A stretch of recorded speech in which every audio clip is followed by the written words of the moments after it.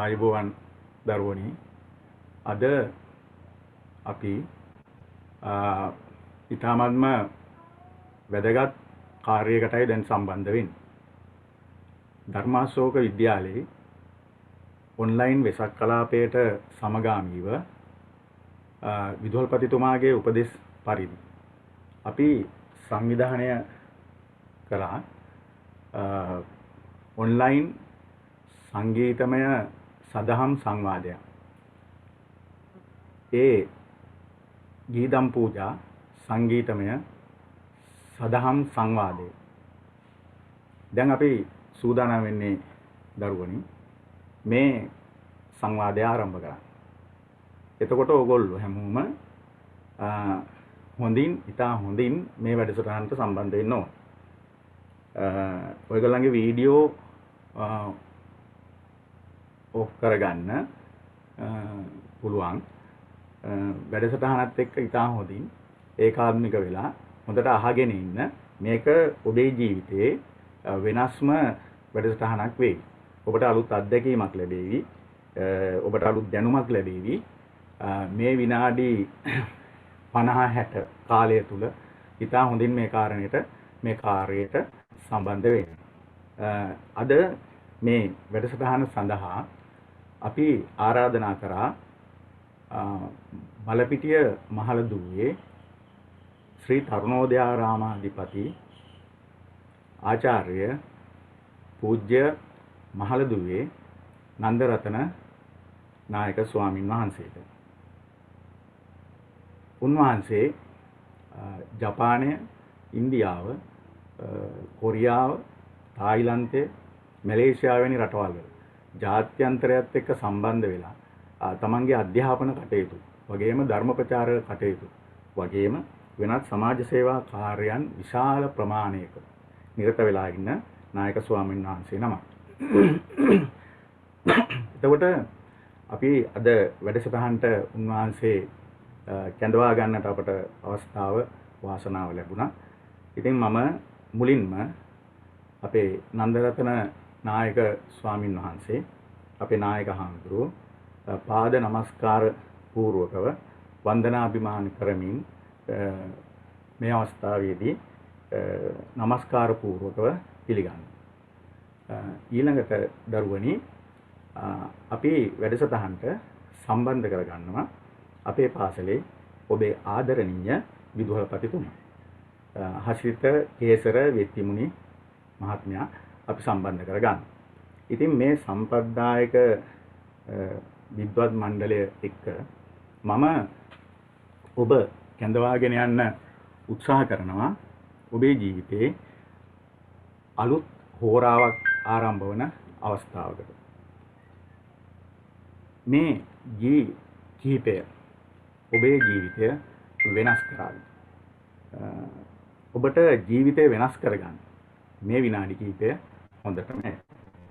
ඉතින් මේ වෙසක් දිනය සමරන මේ අවස්ථාවේදී එහෙමනම් අපි ඊටමන්ම සුහද සිතින් ඔබේ සහයෝගයත් එක්ක අපි ආරම්භ කරමු මේ ඔන්ලයින් ගීදම් පූජා සංගීතමය සදහම් සංවාදය. හොඳයි. දැන් දරුවනි අපි මුලින්ම තෝරාගෙන තියෙන ගීතය තමයි මේ වැඩසටහන සඳහා නැති බැරි මොහොතක පිහිටට එන්නේ මෞනි පියාණනි ඔබ පමණයි බුදුන් ළඟට අපගේ දුක දන්නේ මෞනි පියාණනි ඔබ පමණයි. ඊළඟට තියෙනවා කල්ප ගණනකින් අප නොදුටුවමුත් උණුසුම අඩු නැත ඔබේ කැදැල්ලේ පරාජයෙන් අප අසරණ වූදා රැකවරණයි ඔබ සෙවණැල්ලේ. ඉතින් මේ ගීතය ලියලා තින්නේ දරුවනි මහාචාර්ය සුනිල් ආරියරත්න මැතිතුමා තමයි මේ ගීතය රචනා කරලා තියෙන්නේ. ඊළඟට මේ ගීතයට සංගීතය සපයලා තින්නේ ආචාර්ය රෝහණ වීරසිංහ මහත්මයා. මේ ලස්සන ගීතය ගායනා කරන්නේ ආචාර්ය රෝහණ වීරසිංහ මහත්මයා. එතුමා ගීත ගොඩක් ගායනා කරපු කෙනෙක් නෙවෙයි. නමුත් ගීත ස්වල්පයක් ගායනා කරලා තින්නේ. ඒ ගීත ගායනා කරපු ගීත ස්වල්පය මණික් කැට වගේ දිලිසෙන, දිදුලන, බබලන ගීත කීපයක්. හොඳයි. දැන් මේ ගීතයේ මව ගැනත් පියා ගැනත් දෙදෙනා ගැනම කියවෙනවා. මම ඉතින් මුලින්ම දැනගන්න කැමතියි අපේ නායක හාමුදුරන්ට අවස්ථාව ලබා දෙමින් මේ වැඩසටහන සඳහා ධර්මානුකූල ප්‍රවේශයක් එක්ක අම්මා පිළිබඳව අපි කවුරුත් ආදරය කරන අම්මා පිළිබඳව අපේ දරුවන්ට බුදුදහමේ එන මේ සංකල්පය පිළිබඳව කරුණු ටිකක් කියා දෙන්න කියලා.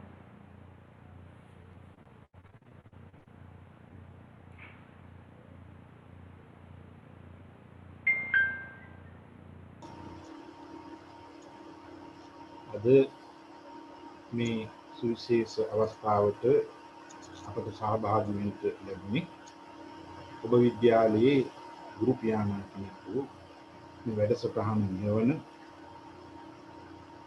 NW කුසුම්සිරි මහත්මයාගේ ආරාධනාව පරිදි දුල පුතාලා කවුරුත් දන්නවා මේ වෙසක් සතිය අප ලෝතුරු තථාගත අමාමෑණී බුදු පියාණන් වහන්සේගේ බුදු වීම උපත බුදු වීම පිරිවන් පෑම කියන මේ අවස්ථාවක මුල් කරගෙන තමයි අපි විවිධ පින්කම් කරන්නේ.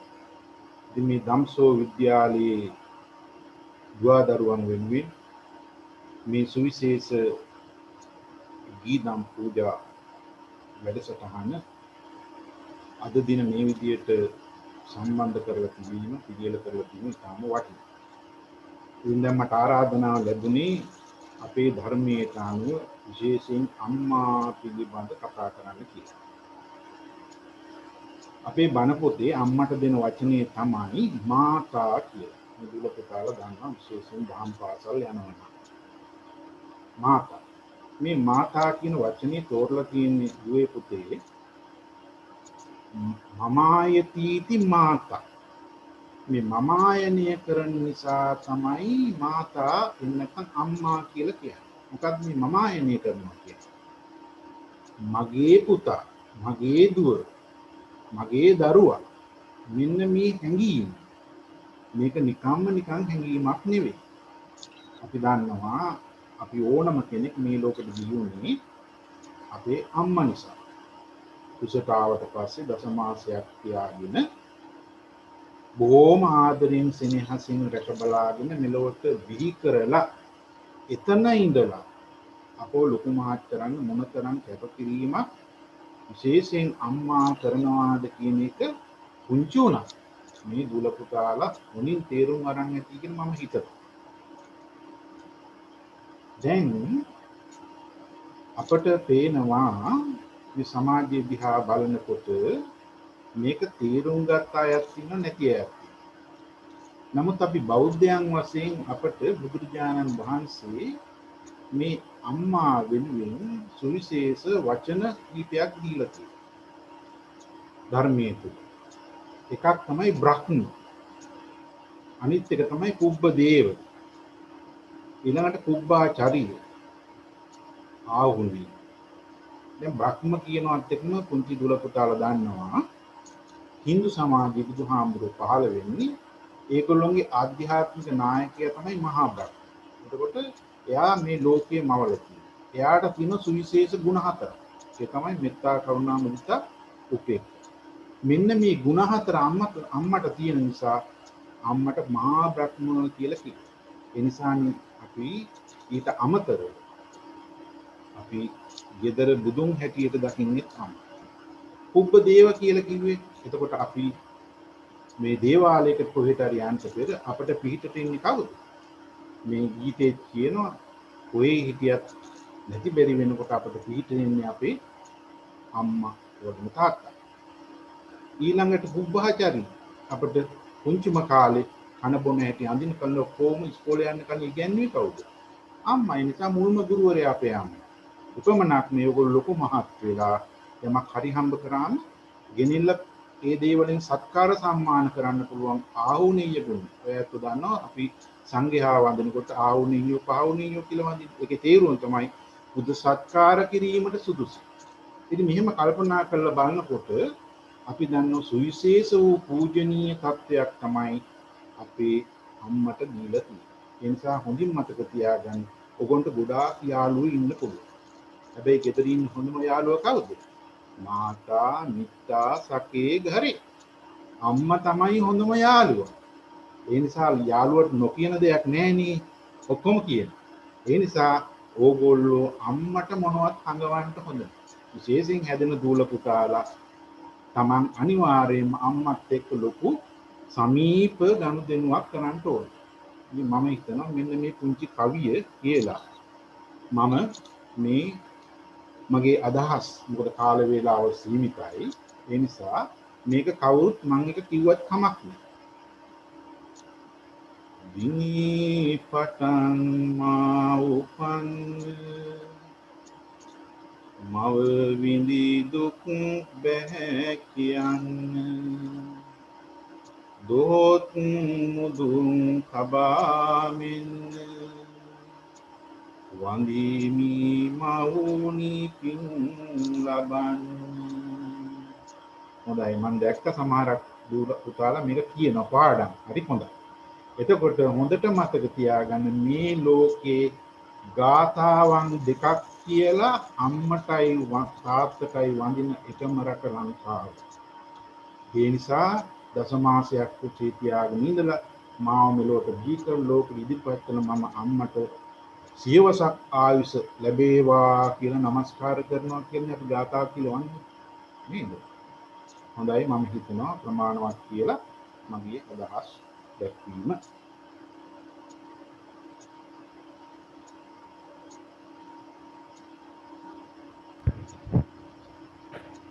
හොඳයි.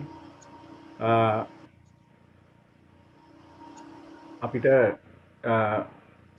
අපේ නායක හාමුදුරුවෝ ඉතා හොඳින් වැඩසටහනට හොඳ ධර්මානුකූල ප්‍රවේශයකුත් එක්ක අපේ මේ පුංචි දරුවන්ට හොඳට තේරුම් යන විදිහට අම්මා ගැන ඉතා හොඳින් පැහැදිලි කිරීමක් කරා. එතකොට දරුවනි දැන් මේ ගීතයේ තියෙනවා නැති බැරි මොහොතක පිහිටට එන්නේ මවුනි පියාණනි ඔබ පමණයි. ඉතින් දැන් අපේ හාමුදුරුවෝ අපිට අම්මා ගැන තමයි කියලා දුන්නේ. මම දැන් ඊළඟට යොමු වෙන්නේ අපේ විදුහල්පතිතුමා වෙතට. මම විදුහල්පතිතුමාට ආරාධනා කරනවා තාත්තා ගැන ඒ වගේම මේ වැඩසටහනට හොඳ ආරම්භයකුත් ලබා දෙමින් අපිට කියලා දෙන්න විදුහල්පතිතුමනි අපේ දරුවන්ට ඒ ගෙදර ඉන්න අනිත් බුදුහාමුදුරුවෝ ගැන තාත්තා ගැන ටිකක් කරුණු ටිකක් අපිට කියලා දෙන්න.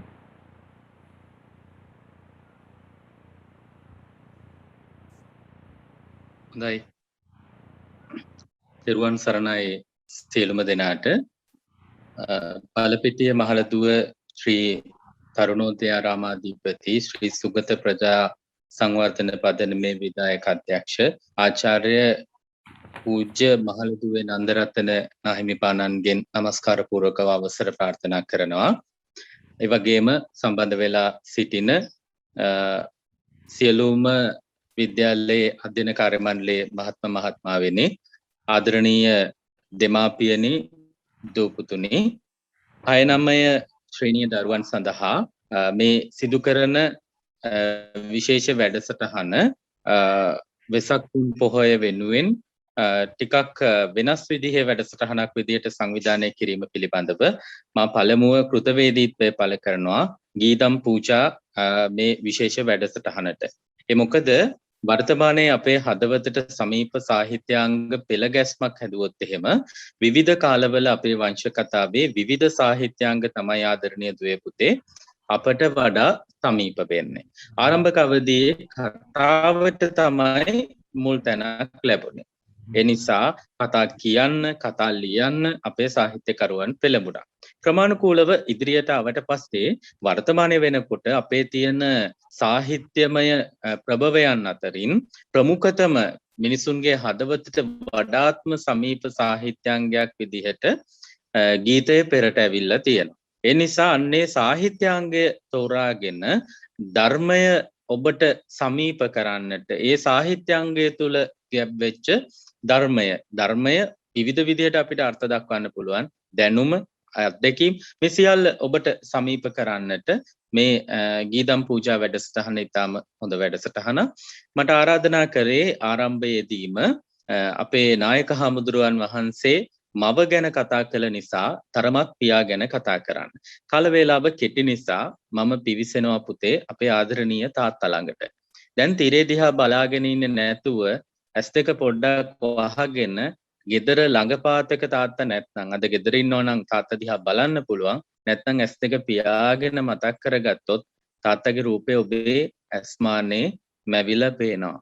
ආදරණීය දුවේ පුතේ අම්මා කියන කාරණේත් එක්ක ගත්තහම අම්මා පිළිබඳව අපි හැම වෙලාවෙම හරිම සමීපයි. ඒ අම්මා තරමටම බොහෝ අවස්ථාවල අපේ මේ පෙරදිග සංස්කෘතිය යටතේ පියා අපේ හදවතට සමීප වෙන්නේ අපේ ආශ්‍රයට සමීප වෙන්නේ හරිම අඩුවෙන්. ඒකට හේතුව අපි පියාට ලොකු පෞරුෂයක් පවරලා දෙනවා. ඒ පෞරුෂයට හානි වෙයි කියලා අපේ තාත්තලා හුඟක් වෙලාවට අම්මා තරම් දරුවාට සමීප වෙන්නේ නැහැ. හැබැයි හදවතින් දරුවාට අම්මටත් වඩා තාත්තා හරිම සමීපයි. අපිට මේ පුංචි කාලේදී තාත්තා හුඟක් සමීපව ඉන්නවා. ඊට පස්සේ අපිට ටික ටික පුතේ තේරෙන්න ගන්නකොට දැන් පුතාලා වයස අවුරුදු 11 ඉඳලා 15 දක්වා වයස් කාණ්ඩය තුල රැඳෙන දූපුතුන් පිරිසක්.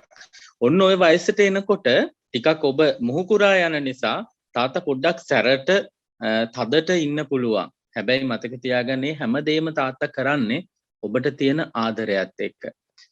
දුවේ පුතේ මට මගේ ළමා කාලේ තාත්තා පිළිබඳ මතකය ආවර්ජනය කරොත් එහෙම මගේ තාත්තා දැන් ජීවතුන් අතර නැහැ. හැබැයි දැන් අවුරුදු 20ක් වෙනවා තාත්තා නැති වෙලා. නමුත් හැම වෙලාවකම එයාගේ රැකවරණය ආරක්ෂාව ඒ හැමදේම ජීවත් වෙලා ඉන්න කාලේ ගත කරපු විදිහටම අපේ මතකයන් අතර තැන්පත් වෙලා තියෙනවා. තාත්තගේ ආදරේ කොච්චරද කියනවා නම් පුතේ අපේ තාත්තත් ටිකක් සැරයි. ඔය ඔබේ බොහෝ අයගේ තාත්තලා වගේ තමයි. ඉතින් පුංචි වැරද්දක් කරාම ටිකක් සැරට අපිට සැලකුවාම එදා සවසට තාත්තා හරි ආදරණීය විදිහට තමයි ගෙදරට එන්නේ. අපි තරහ වෙලා තාත්තත් එක්ක අමනාපෙන් රාත්‍රියේ නිදාගන්න ගිහිල්ලා ඉන්නවා. තාත්තා එනවා දැක්කහම නිින්ද හොඳටම තදට යනවා පුතේ. ඇස් දෙකත් අද කරගෙන නිදා ගන්නවා. එහෙම නිදාගෙන ඉන්නකොට තාත්තා ළඟට ඇවිල්ලා අර පෙර දවල් කාලේ තිබුණු සැරපරුෂ බව මුකුත් නැතුව හරිම ආදරෙන් එයා ගෙනාපු දේවල් අපිට දෙන්න කතා කරනවා. ඒ තමයි එයාගේ ආදරේ. හැබැයි අපිට ඇත්තටම නිින්ද ගිහිල්ලා තිබ්බොත් තාත්තා ඒ වෙලාවට අපිව තුරුල් කරගෙන මූණ ඉඹිනවා. එයා අපිට තියෙන ආදරයට ඒ හැමදේම කරන්නේ. ඒ වගේම පුතේ අපිට ඔය යෝන් වයස වෙනකොට පුතාලා දැන් ගත කරන්න පටන් ගන්න කාලේ වෙනකොට අවුරුදු 10 පහු කරලා ටික ටික 12 14 16 වගේ වෙනකොට අපිට ටිකක් මේ වැඩිහිටියෝ අපිට හැම වෙලාවෙම අවවාද දෙනවට එහෙම කැමති නැති කාලයක් එනවා. ඒ කාලෙට අපිට ඒගොල්ලන්ව ටිකක් කරදරයක් වගේ දැනෙනවා. ආය 16 පහු වෙලා 30 අතර කාලේ වෙනකොට ඒ අවුරුදු 14 අපි ගත කරනකොට අපි තමයි අපිට හිතෙන්නේ අපි හැම දෙයක්ම දන්නවා. අම්මලා තාත්තලා එච්චර දේවල් දන්නේ නැහැ කියලා. ඒ අයව කරදරයක් වගේ අපිට හැඟෙන්න පටන් ගන්නවා. හැබැයි 30 පහු වෙනකොට අපිට හිතෙන්න පටන් ගන්නවා පුතේ අම්මලා තාත්තලා අපිට මොනවද කිව්වේ? ඒ කියපු දේවල් වල වටිනාකම මොනවද? මේ දේවල් අපිට හිතන්න පටන් ගන්නවා. මතක තියාගන්න පුතේ අවුරුදු 40 45 වෙනකොට අපිට හොඳටම තේරෙනවා අම්මා තාත්තා කොච්චර වටිනවද? එයාලා දීපු අවවාද කොච්චර වටිනවද කියලා. හැබැයි අවසනාවකට ඒ කාලේ වෙනකොට ඒ අය අපේ ළඟ නැති වෙලා තියෙන්න පුළුවන්. ඒ නිසා අම්මා තාත්තා විශේෂයෙන් තාත්තා කරන දේවල් ගාක් හොඳින් බලාගෙන ඉන්න. දැන් කුසුම්සිරි මහත්තයා මට තාත්තා ගැන කතා කරන්න ආරාධනා කරනකොට මට සතුටු හිතුණා පුතේ. පුතාලා දන්නවා මට දැන් පුතාලා වගේම අවුරුදු 2ක පුංචි පුතෙක් ඉන්නවා. දැන් පුතේ මට පැණි රස කන්න හිතෙන්නේ නැහැ. රස කෑම ಜಾති දැක්කහම ඒව කන්න හිතෙන්නේ නැහැ පුතේ. ආස නැතුව නෙවෙයි. මට ඕන මගේ පුතා සතුටින් තියන්න.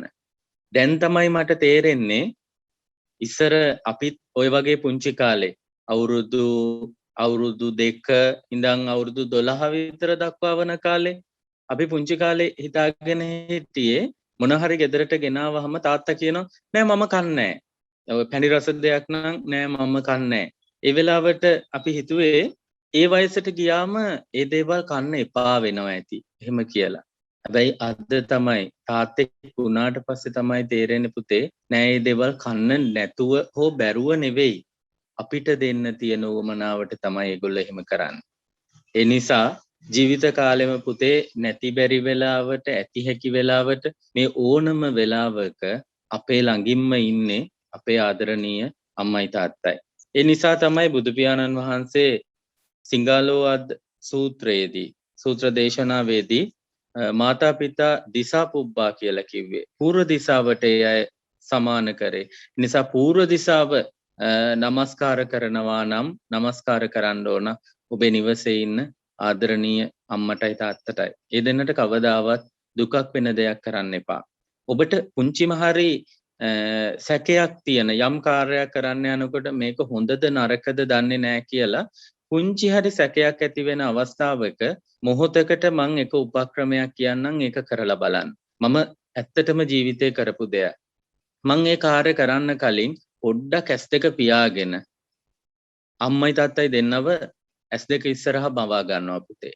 මවාගෙන ඉවර වෙලා මං කරන්න යන කාර්යයත් එක්ක හිතනවා මම මේ කාර්යය කරොත් මගේ අම්මගේ තාත්තගේ මුහුණේ සතුටක් තියෙයිද නැත්නම් ඒ දෙන්න දුක් වෙයිද. ඒ හිතුවහම ඒ දෙන්නගේ මුහුණේ සිනහවක් මට මගේ S2 ඉස්සරහා මෙවිලා පෙනුනොත් මං දන්නවා මං කරන්න යන දේ හොඳ දෙයක්. ඒ දෙන්නට සතුට ගෙන දෙන දෙයක්. මං ඒ අනිවාර්යෙන්ම කරනවා. හැබැයි මට පෙනුනොත් ඒ දෙන්න දුක් වෙන දෙයක් තමයි මම මේ කාර්ය කරලා සිද්ධ වෙන්නේ කියලා මං කවදාවත් ඒ දේ කරේ නෑ පුතේ. ඒ නිසා අදත් මම සතුටු වෙනවා මගේ අම්මගේ තාත්තගේ සිනහව වෙනුවෙන් යමක් කරන්න ලැබිච්ච නිසා. ඉස්සරහට තව ටිකක් කතා කරමු. දැන් හුඟක් වෙලා කතා කරපු නිසා මං හිතන්නේ සූදානම් වෙලා ඉන්නවා අපි මේ කතා කරපු දේවලුත් එක්කම ගීතය අහන්න. උසුම්සිරි මහත්තයා ඔසර් සම්බන්ධ වෙනවා දැන් මේ දරුවන්ට හොඳට පපුවට වදින විදියට අපේ විදුහල්පතිතුමා ඉතා හොඳින් තාත්තා ගැන කරුණු පැහැදිලි කරා. ඉතින් මේ ඔබ දරුවන්ට මම පොඩි කාරණයක් කියන්නේ ගාම්ම මේ ඔබට ඉගෙන ගන්න සමහරවිට ඉගෙන ගන්න එපා වෙන අවස්ථා තියෙන්න පුළුවන්. එතකොට අර විදුහල්පතිතුමා කිව්ව විදිහට S2 පියාගෙන මං කියන්නම් තව දෙයක් මවා ගන්න හිතෙන් ඔබ වෙනුවෙන් මහන්සි වෙන තාත්තාගේ මහන්සියටපත් වුණු මුහුණ. තාත්තාගේ මහන්සියටපත් වුණු මුහුණ මවා ගන්න. සමහර විට ඔබ වෙනුවෙන් පිටරටවල් ගෙල ගිහිල්ලා දුක් විඳින අම්මා ඉන්නවා නේද? අම්මා මහන්සි වෙන මහන්සියටපත් වෙච්ච මුහුණ මවා ගන්න. අන්න එහෙම මවා ගත්තාම ඔයාට පුළුවන් ඉගෙන ගන්න තව ශක්තිය ධෛර්යය ලැබෙනවා. ඉතින් පුතේ මම ගීතයට යන්න කලින් තව පුංචි කාරණයක් ඕගොල්ලන්ට එකතු කරනවා. අපේ රටේ හිටියා හොඳ සාහිත්‍යවේදියෙක් මහගමසේකර මහත්මයා. ඒ මහගමසේකර මහත්මයා පුතේ පොතක් ලිව්වා ප්‍රබුද්ධ කියලා. මේ පොතේ තියෙනවා එයාගේ අම්මා ගැන මෙන්න මෙහෙම පුංචි කවියක්. ඇවිද ලඳු දෙනි කැලෑ බිම්වල රැගෙන විත් තුන් හිරියා පන්කොළ. යොදා කුකුළු සායම් රතුහා කොළ වියානෙක් විසිතුරු රටා පැදුරු. රටාවක් බව මේ මහා විශ්වය කුඩා කල සිටම මට කියා දුන් අම්මා. දැන් මහගමසේකර මැතිතුමා ඕගොල්ලෝ අහලා තිනවා අපේ ඉස්කෝලේ ඕගොල්ලන්ට උගන්වනවා. ඒ අම්මා ගැන යා ලියලා තියෙනවා. ඒතකොට තව ලියලා තියෙනවා තාත්තා ගැන. විසල් සුදු දිමයි කඩදාසි මත තබා මහ කව කටුව දිග රූල. ඇඳෙනෙත් මෝස්තර මල්හා කොළ කපා කැටයම් ඉදු බොකුටු නියනි. විශ්වයෙහි රටාවම කලාවට නගන හැටි කුඩා කල සිටම මට කියා දුන්නේ තාත්තා. කියලා කියන්නේ එතුමාගේ තාත්තාගේ රැකියාවත් එතන විද්‍යාමාන වෙනවා. හරි. ඒ කරුණු දෙකත් එක්ක මම මේ පොත තමයි ප්‍රබුද්ධ කියන පොත. එතකොට මේ පොත ඔබට මේ කියවන්න පුළුවන්. අපේ විදුහල්පතිතුමාගේ පාඨක ප්‍රණාම කියලා තියෙන වැඩසටහනක් ඔබ දන්නවා. ප්‍රබුද්ධ කියන පොත මහගමසේකර මහත්මයා ලියපු පොතක්. ඔබේ වයස අනුව ඔබට මම හිතන්නේ තේරුම් ගන්න පුළුවන් වෙයි. ඊළඟට මම තව චූටි කාරණයක් එකතු කරනවා. ඔබ දන්නවා පුතේ මැක්සිම් ගෝගි කියන රුසියන් ප්‍රකට ප්‍රසිද්ධ ලේඛකයා. එතුමා ලියලා තියෙනවා පොතක් අම්මා කියලා. ඒතකොට මේ පොත සිංහලට පරිවර්තනය කරලා තියෙනවා දැඩිගම වී රොද්රිගු මහත්මයා. ඒතකොට ඒකේ ඉන්න චරිතය, ඒකේ ඉන්න අම්මා ඒ රටේ තිබුණු අර විශාල අරගලයකට අවශ්‍ය ශක්තිය ධෛර්යය තරුණ පිරිසට ලබා දෙන්නේ කටයුතු කරපු ආකාරය. ඒක ඊටමම ලස්සනට පැහැදිලි කරනවා විස්තර කරනවා. ඒ මැක්සිම් ගෝකි මහා සාහිත්‍යදරයා ලියපු ඒ අම්මා කියන කෘතිය ඔබ හොයාගෙන කියන්න ඔබ ධර්මාශෝකේ ළමයි ඔබට ඒවා ජීර්ණය කරගන්න පුළුවන්කම තියෙන බව අපි දන්නවා. හොඳට කියවන්න පුළුවන් පොතක්. හොඳයි. දැන් අපි ඔබ මේ බලාගෙන හිටපු අහන්න ආසාවෙන් හිටපු ගීතයට යනවා.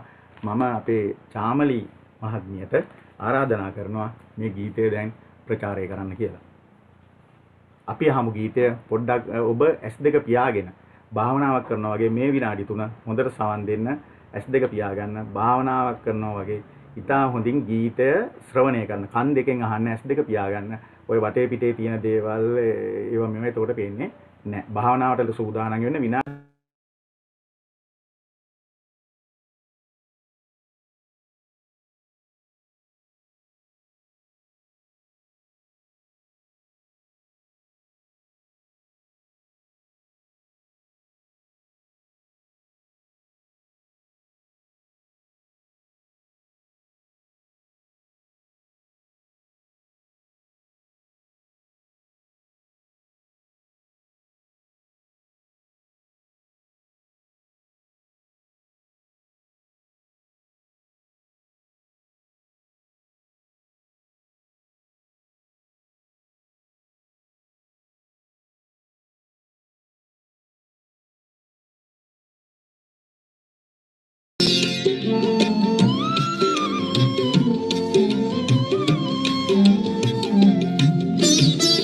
නැති බැරි මොහොතක පිහිටට එන්නේ මෞනි පියාණනි ඔබ පමණයි බුදුන් ළඟට අපගේ දුක දන්නේ මෞනි පියාණනි ඔබ දෙපළයි නැති බැරි මොහොතක පිහිටට එන්නේ මෞනි පියාණනි ඔබ පමණයි බුදුන් ළඟට අපගේ දුක දන්නේ මෞනි පියාණනි ඔබ දෙපළයි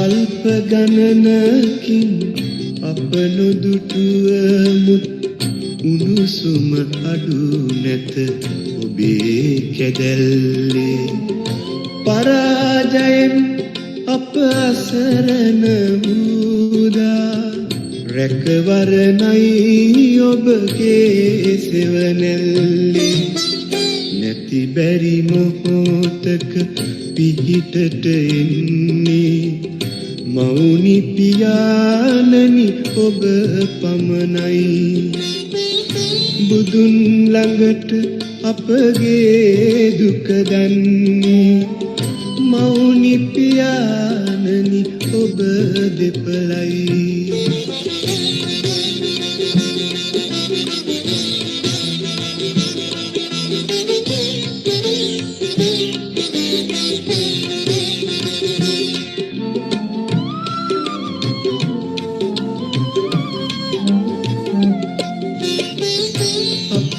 නමට ඇස කඳුළු උනන්නේ ඔබට පමණීමේ සිතිජ වලල්ලේ සැබෑ පෙමත් සෙනෙහසත් ලබන්නේ ඔබේ උතුම් නියරස් ගඟුලල්ලේ නැති බැරි මොහොතක පිහිටට එන්නේ මෞනි පියාණනි ඔබ පමණයි බුදුන් ළඟට අපගේ දුක දන්නේ මෞනි පියාණනි ඔබ දෙපළයි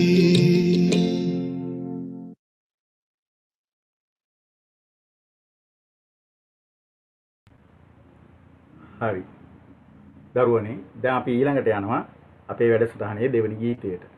දෙවෙනි ගීතය අපි තෝරගෙන තියෙන්නේ දියාලුවෝ වේලිතනා ඇලපුරවා රන්වන් රන් දියසෙවණින් අටුපුරවා නම්. මේ ගීතය අහලා තියෙනවද දන්නේ මේ දරුවෝ. රුක්වඩුවෝ ලී කපලා යතු ගාලා හැඩ දමලා මල්කම් ලියකම් ඇඳි පුටු රුවට තනාන. අහලා තියෙනත් පුළුවන් නොතිබෙන්නත් පුළුවන්. අපි දැන් මේ ගීතය ඇතුළට යමු.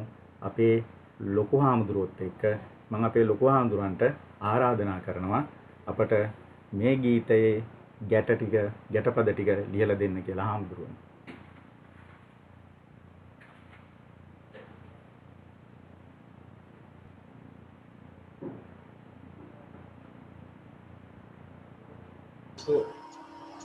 ගීතයක් හැටියට මේක හඳුන්වන්න පුළුවන් මහින්ද දිසානායක කියන මේ සාහිත්‍ය සූත්‍රනා මේක පද රචනා කළ තියෙන උනිවාසයක් විරණත්ව ගායනා කළේ. එතුමාගේ ඉතාම භාවපූර්ණ හඬ මේ ගීතයේ තියෙන වචන වලට පුදුම විදිහේ අර්ථයක් ගෙනලා දීලා තියෙනවා. මම කැමතියි මෙහි තියෙන ධර්මානුකූල පැත්ත ඔයයන්ට කියලා දෙන්න. ඒ තමයි ඔයත් දන්නවා බෞද්ධයාගේ හස්තසාර වස්තුව මොකක්ද කියලා ඇහුවොත් අපි දෙන උත්තරේ මොකක්ද? ධම්මපදේ. හින්දු අයට භගවත් ගීතාව යම්සේද ක්‍රිස්තියානි ඇත්තන්ට බයිබලයේ යම්සේද මුස්ලිම් අයට කෝරානයේ යම්සේද අපේ බෞද්ධ ඇත්තන්ට ධම්මපදයක් එසේ. ඉතින් මේ ධම්මපදයේ තියෙන තාම වටිනා ගාථා ධර්මයක් තමයි මේ ගීතයේත් නැගලා තියෙන්නේ. දුල පුතාලට කියවන්න පුළුවන් ධම්මපදයේ 5 වෙනි වර්ගයේ පඬිත වර්ගයේ ඒකේ 5 වෙනි ගාථාව. ඒ වගේම දණ්ඩ වර්ගයේ 17 වෙනි ගාථාව. මේ ගාථා දෙකේම තියෙන්නේ එකම අදහස. ඒ ගාථාව තමයි උදකංහි නයන්ති නිත්තිකා උසුකාරා නමයන්ති තේජනං දාරුන් නමයන්ති පච්චකා අත්තානං දමයන්ති පණ්ඩිතා කියලා පඬිත වර්ගයේ තියෙනවා. අත්තානං දමයන්ති සුබ්බතා කියලා දණ්ඩ වර්ගයේ තියෙනවා. මේකේ වැදගත් වචන දෙක තමයි පණ්ඩිත හා සුබ්බතා කියන වචන දෙක. එතකොට මේ නුවණැති එක්කෙනා ප්‍රඥාවන්තයා තමන්ගේ හිත හදාගන්න හැටි කියලා තියෙනවා. එතකොට ලස්සන උපමා තුනක් මේකට පාවිච්චි කරලා තියෙනවා. එකක් තමයි මේ නිත්තිකා කියලා කියන්නේ මේ අපි සිංහල වචනයකට මේ ගීතයේ දෙන දියාලුව කියලා. ඒ කියන්නේ මේ වතුර තමන්ට ඕන තැනියට ගෙනියන එක්කෙනා. ඒක ගොවිය වෙන්න පුළුවන්. එහෙම නැත්නම් පයිප් වැඩ කරන බාසුන් නැහැ කෙනෙක් වෙන්න පුළුවන්. අන්න එයා. එතකොට තමන්ට ඕන තැනට වතුර ගෙනියන්නේ යම්සේද. ඒ වගේම උසුකාරා කියලා තියෙනවා. උසුකාරා කියලා කියන්නේ මේ හීදඬු. එහෙම නැත්නම් ලෝහ වැඩ කරන අය. කම්මල් කරුවෙක් වෙන්න පුළුවන්. නේද? රත්තරන් වැඩ කරන කෙනෙක් වෙන්න පුළුවන්. ඒ ලෝහ වර්ගය අරගෙන තමන්ට ඕන හැටියට අලුත් ලස්සන නිර්මාණ කරනවා. තමන් කැමති විදියට. ඊළඟට තියෙන තච්චක. තච්චකා කියන්නේ වඩු ශිල්පියා. එයත් දී කොට අරගෙන ඉරලා කොටලා නේද ලස්සන නිර්මාණ කරනවා. එතකොට බුදුහාමුදුරුවෝ දේශනා කරනවා මෙන්න මේ වගේ අර නුවණැති එක්කෙනා පඬිතයා තමන්ට ඕන හැටියට හිත හදා ගන්නවා කියලා. ඉතින් හරිම අමාරු එකක් නෙමෙයි හිත හදා ගන්නවා කියන්නේ. මේ ධම්මපදයෙන් තියෙන වෙනවම චිත්ත වර්ගය කියලා දුල පුතාලා කියවලා බලන්න හරිම ලස්සනයි. අපේ හිත ගැන උන්වහන්සේ ඉතාම ලස්සනට කියලා දීලා තියෙනවා. කොහොමද හිතේ ඇති? හිත හරි චපලයි. එක තැනක තියාගන්න බෑ. මේ දුවනවා. මේ කලබලකාරී නේද?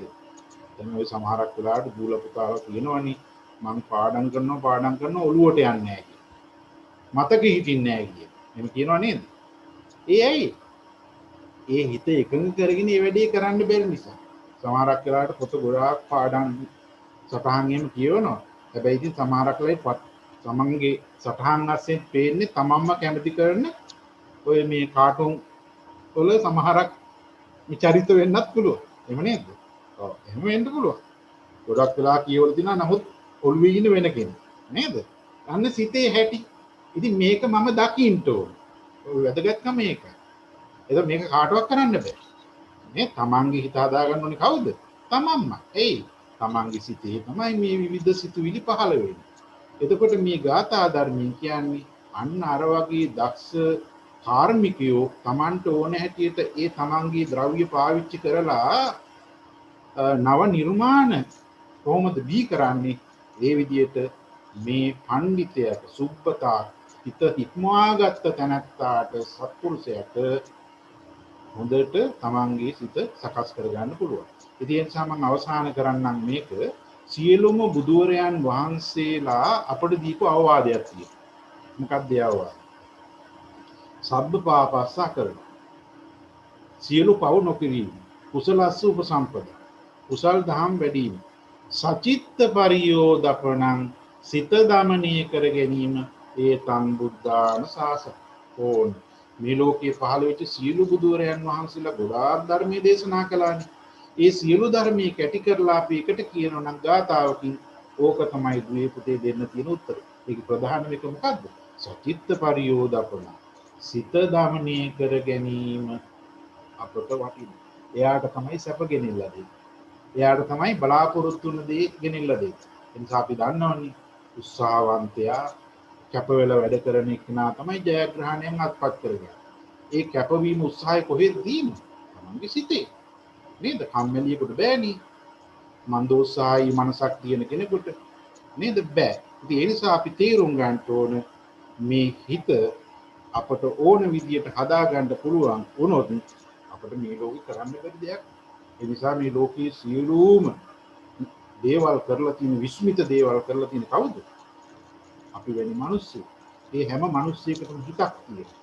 අන්නේ සිත හදාගන්න හැටි මේ ගීතයෙන් ලස්සනට කියලා තියෙනවා. ඒ නිසා මේ සසර පුරා දුවපැන ඇවිදින මේ සිත අපි සකස් කරගත්තොත් අපට පුළුවන් අපේ බුදුදහමේ උගන්වන ලෞතුරා විමුක්තිය කරා යන්න අපේ සිත මෙහෙවන්න. මම හිතනවා දුර පුතාලට මේ ගීතේ ශ්‍රවණය කිරීමෙන් අපේ විදුහල් පරිතුමාගේ අදහස් දැනගැනීම තවත් මේ පිළිබඳ යම් කාරණා දැනගන්න පුළුවන් වෙයි කියලා. හොඳයි.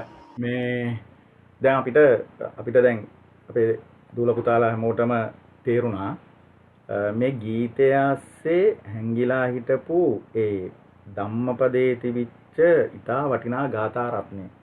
ඒ ගාථා රත්නය අපේ ලොකු හාමුදුරුවෝ ඉතා හොඳින් පැහැදිලි කරලා දුන්නා.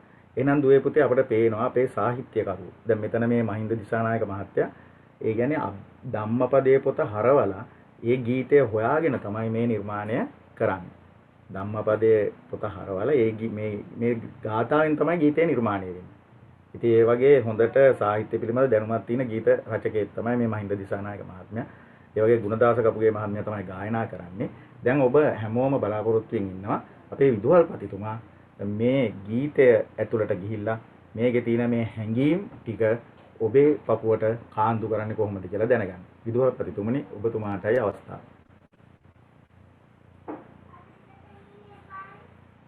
හොඳයි කුසුම්සිරි මහත්තයා මේ හොඳ ගීතයට ආගමානුකූල විවරණයක් අපේ නායක හමුදුරුවන් වහන්සේ ලබා දුන්නා.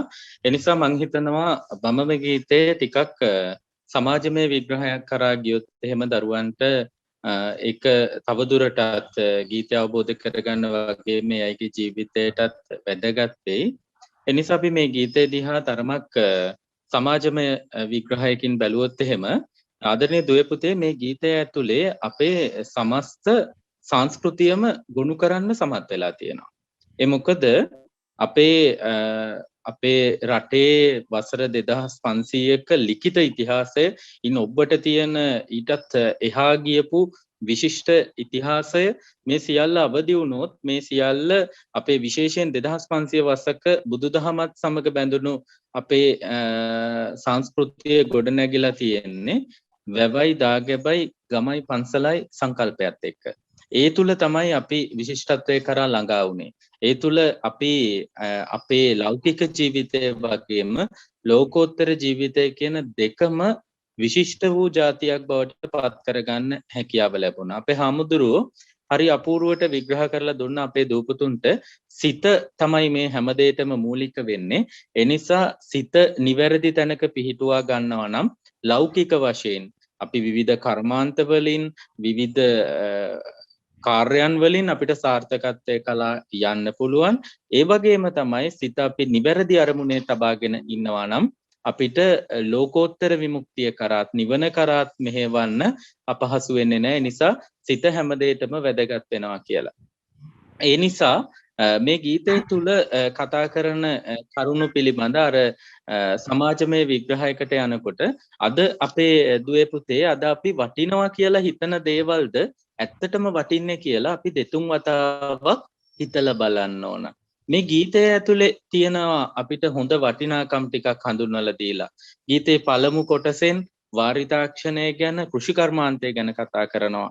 ඇත්තටම ඇලවේලි තනලා වැව් පුකුණු තනලා මහා විශාල කුඹුරු යායවල් අස්වද්දලා දැන් විශේෂයෙන් වෙල්ලස්ස කියලා කිව්වේ වෙල් ලක්ෂයක් තිබිච්ච නිසා ඒ වගේ ශාස්ත්‍රීක වෙච්ච ගොවිතැනින් ශාස්ත්‍රීක වෙච්ච જાතියක් අද මොකක්ද කරන ප්‍රකාශය ඉගෙන ගත්තේ නැත්නම් උඹලට කුඹුරු කොටන්න වෙනවා.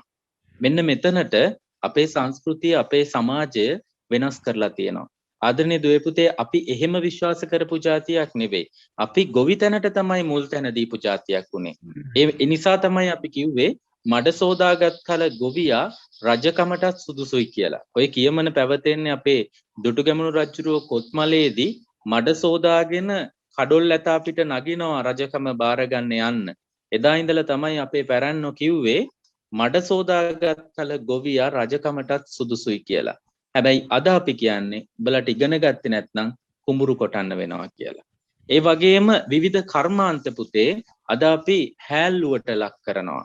ලෝහ කර්මාන්තය, වාරි කර්මාන්තය මේ දේවල් ඊතරම් සලකන්නේ නැහැ. අපේ දූපුතුන් හැම විටම වෘත්තීන් කිහිපයක් මූලික කරගෙන අන්නේ වෘත්තීන් ගැන විතරයි හිතන්නේ. හැබැයි පුතේ ස්වාධීන පුද්ගලයෙක් වෙන්න පුළුවන් ඔබ හොඳ ව්‍යවසායකයෙක් බවට පත් වෙනවා නම් එහෙම ව්‍යවසායකයන් බිහි කරපු જાතියක් තමයි අපේ ලාංකේය જાතිය කියලා කියන්නේ. අපි කරපු නිර්මාණ පිළිබඳ ආපහු හැරිලා බැලුවොත් එහෙම අදටත් ලෝකය විශ්මයටපත් වෙනවා පුතේ. අපි රුවන්වැලි මහා සෑයට ගිහිල්ලා ඔබ පුංචි පරීක්ෂාවක් මං කියන්නම් අනුරාධපුරේ ගිය වෙලාවක කරලා බලන්න.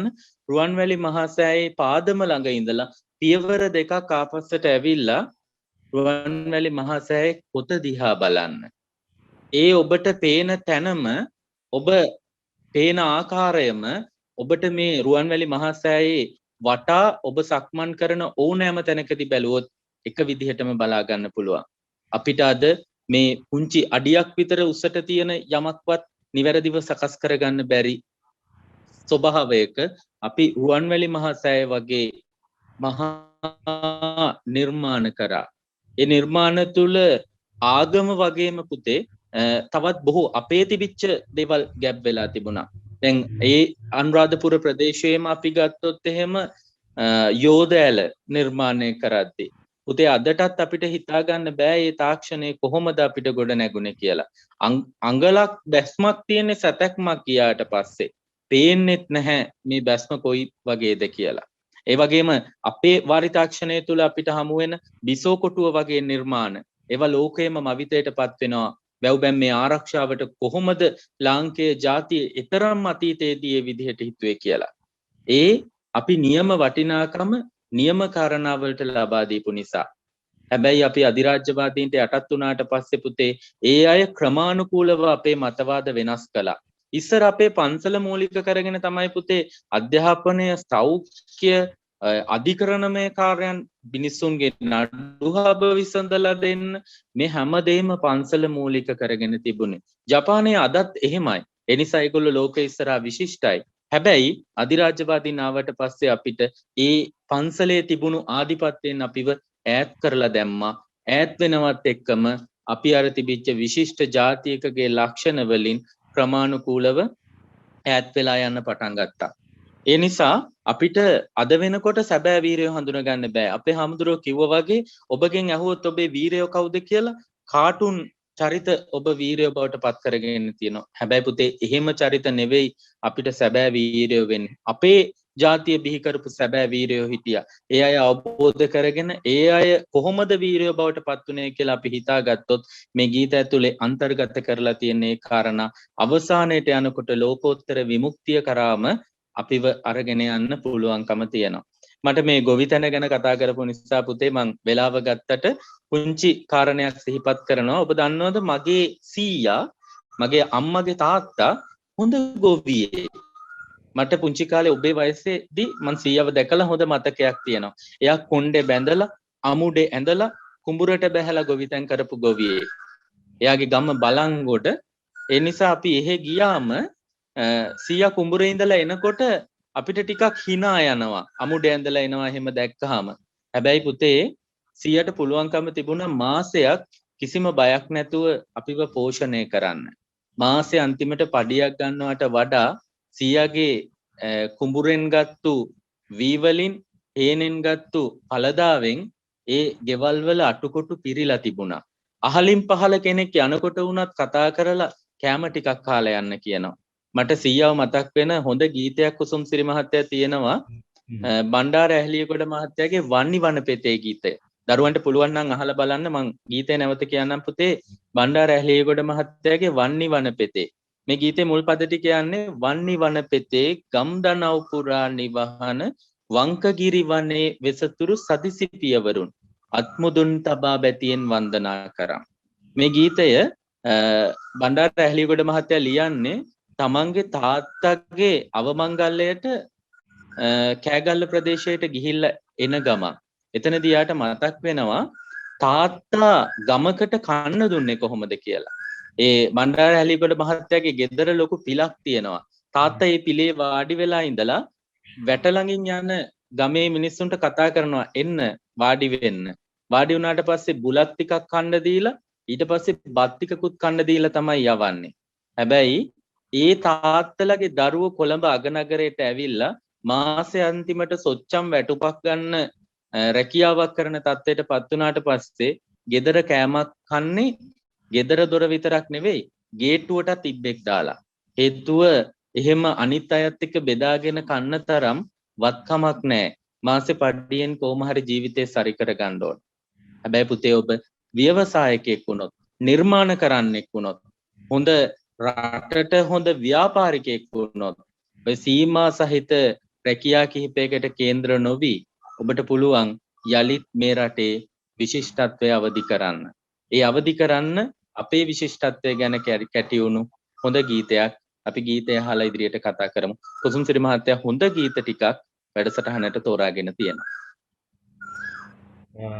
හොඳයි විදුහල්පතිතුමනි, අපේ දරුවන්ට දැන් අපේ ලොකු හාමුදුරුවෝ වෙනත් පැත්තකින් ගීතය දිහා බලලා වෙනත් ප්‍රවේශයක් අරන් දුන්නා. ඊට පස්සේ අපේ විදුහල්පතිතුමා ඒ ගීතය වෙනත් පැත්තකින් වෙනත් ඇහැකින් තමයි බැලුවේ. එහෙනම් අපේ දරුවන්ට ඒ කාරණෙන් මෙතන අවබෝධ කරගන්න පුළුවන් එකම ගීතය දරුවනි විවිධ ආකාරයට අපට රස විඳින්න පුළුවන්.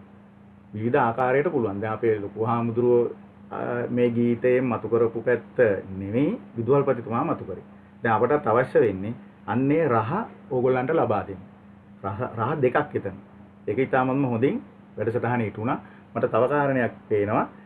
හුඟක් ළමයි විශාල පිරිසක් මේකට සම්බන්ධ වෙලා ඉන්නවා. ඒ වගේම මේ සුදු ඇඳුමින් සැරසිලා ඒ විදිහට හොඳට අහගෙන ඉන්නවා. බොහොම හොඳයි. එහෙමනම් අපි අපේ චාමලි මහත්මියට ආරාධනා කරනවා. අපි ඉතා නොයොසිල්ලෙන් ඉන්නවා මේ ගීතය අහන්න. ඉක්මනට අපිට මේ ගීතය ලබා දෙන්න.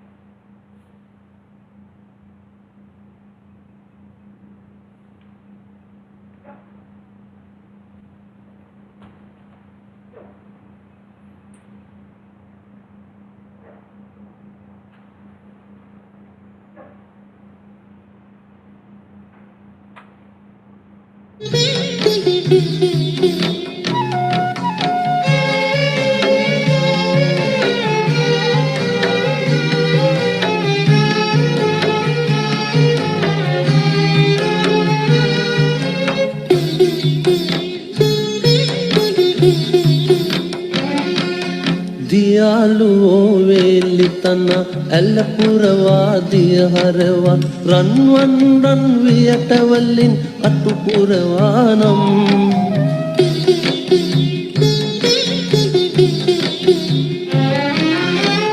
වඩුවෝලි කපලා යතුගාලා හැඩගාලා මල්කම් ලියකම් ඇඳ පුටු රුවට තනානම්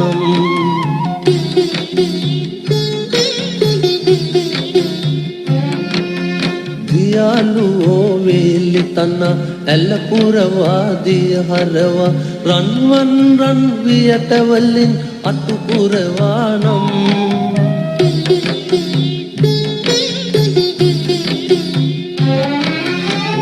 වඩු ඕලි කපලා යතු ගාලා හැඩ ගාලා මල් කම්ලියකම් ඇඳ පුටු රුවට තනානම්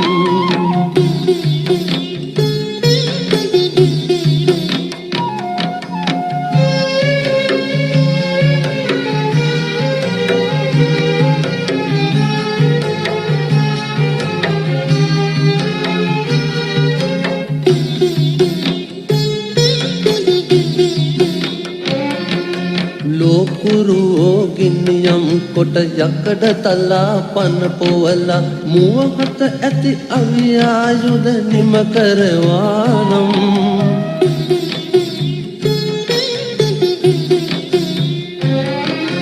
සතර පුරා සරණ තුරා දුවන පනින දඟලන හිත දමනය කර සුවපත් වේ නුවණක් ඇත්නම්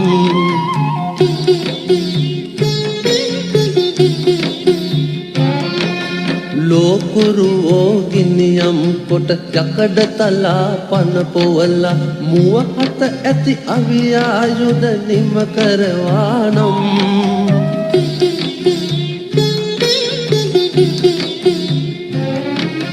සසර පුරා සරණ තුරා දුවන පනින දඟලන හිත ගමනය කර සුවපත් වේ නුවණක් ඇත්නම්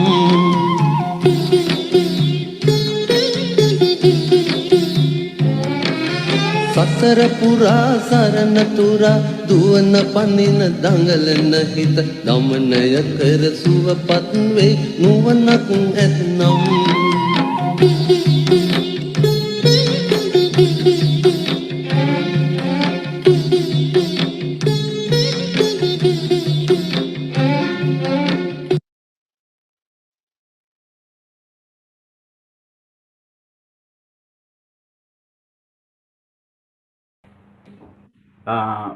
ගීතය ශ්‍රවණය කරා.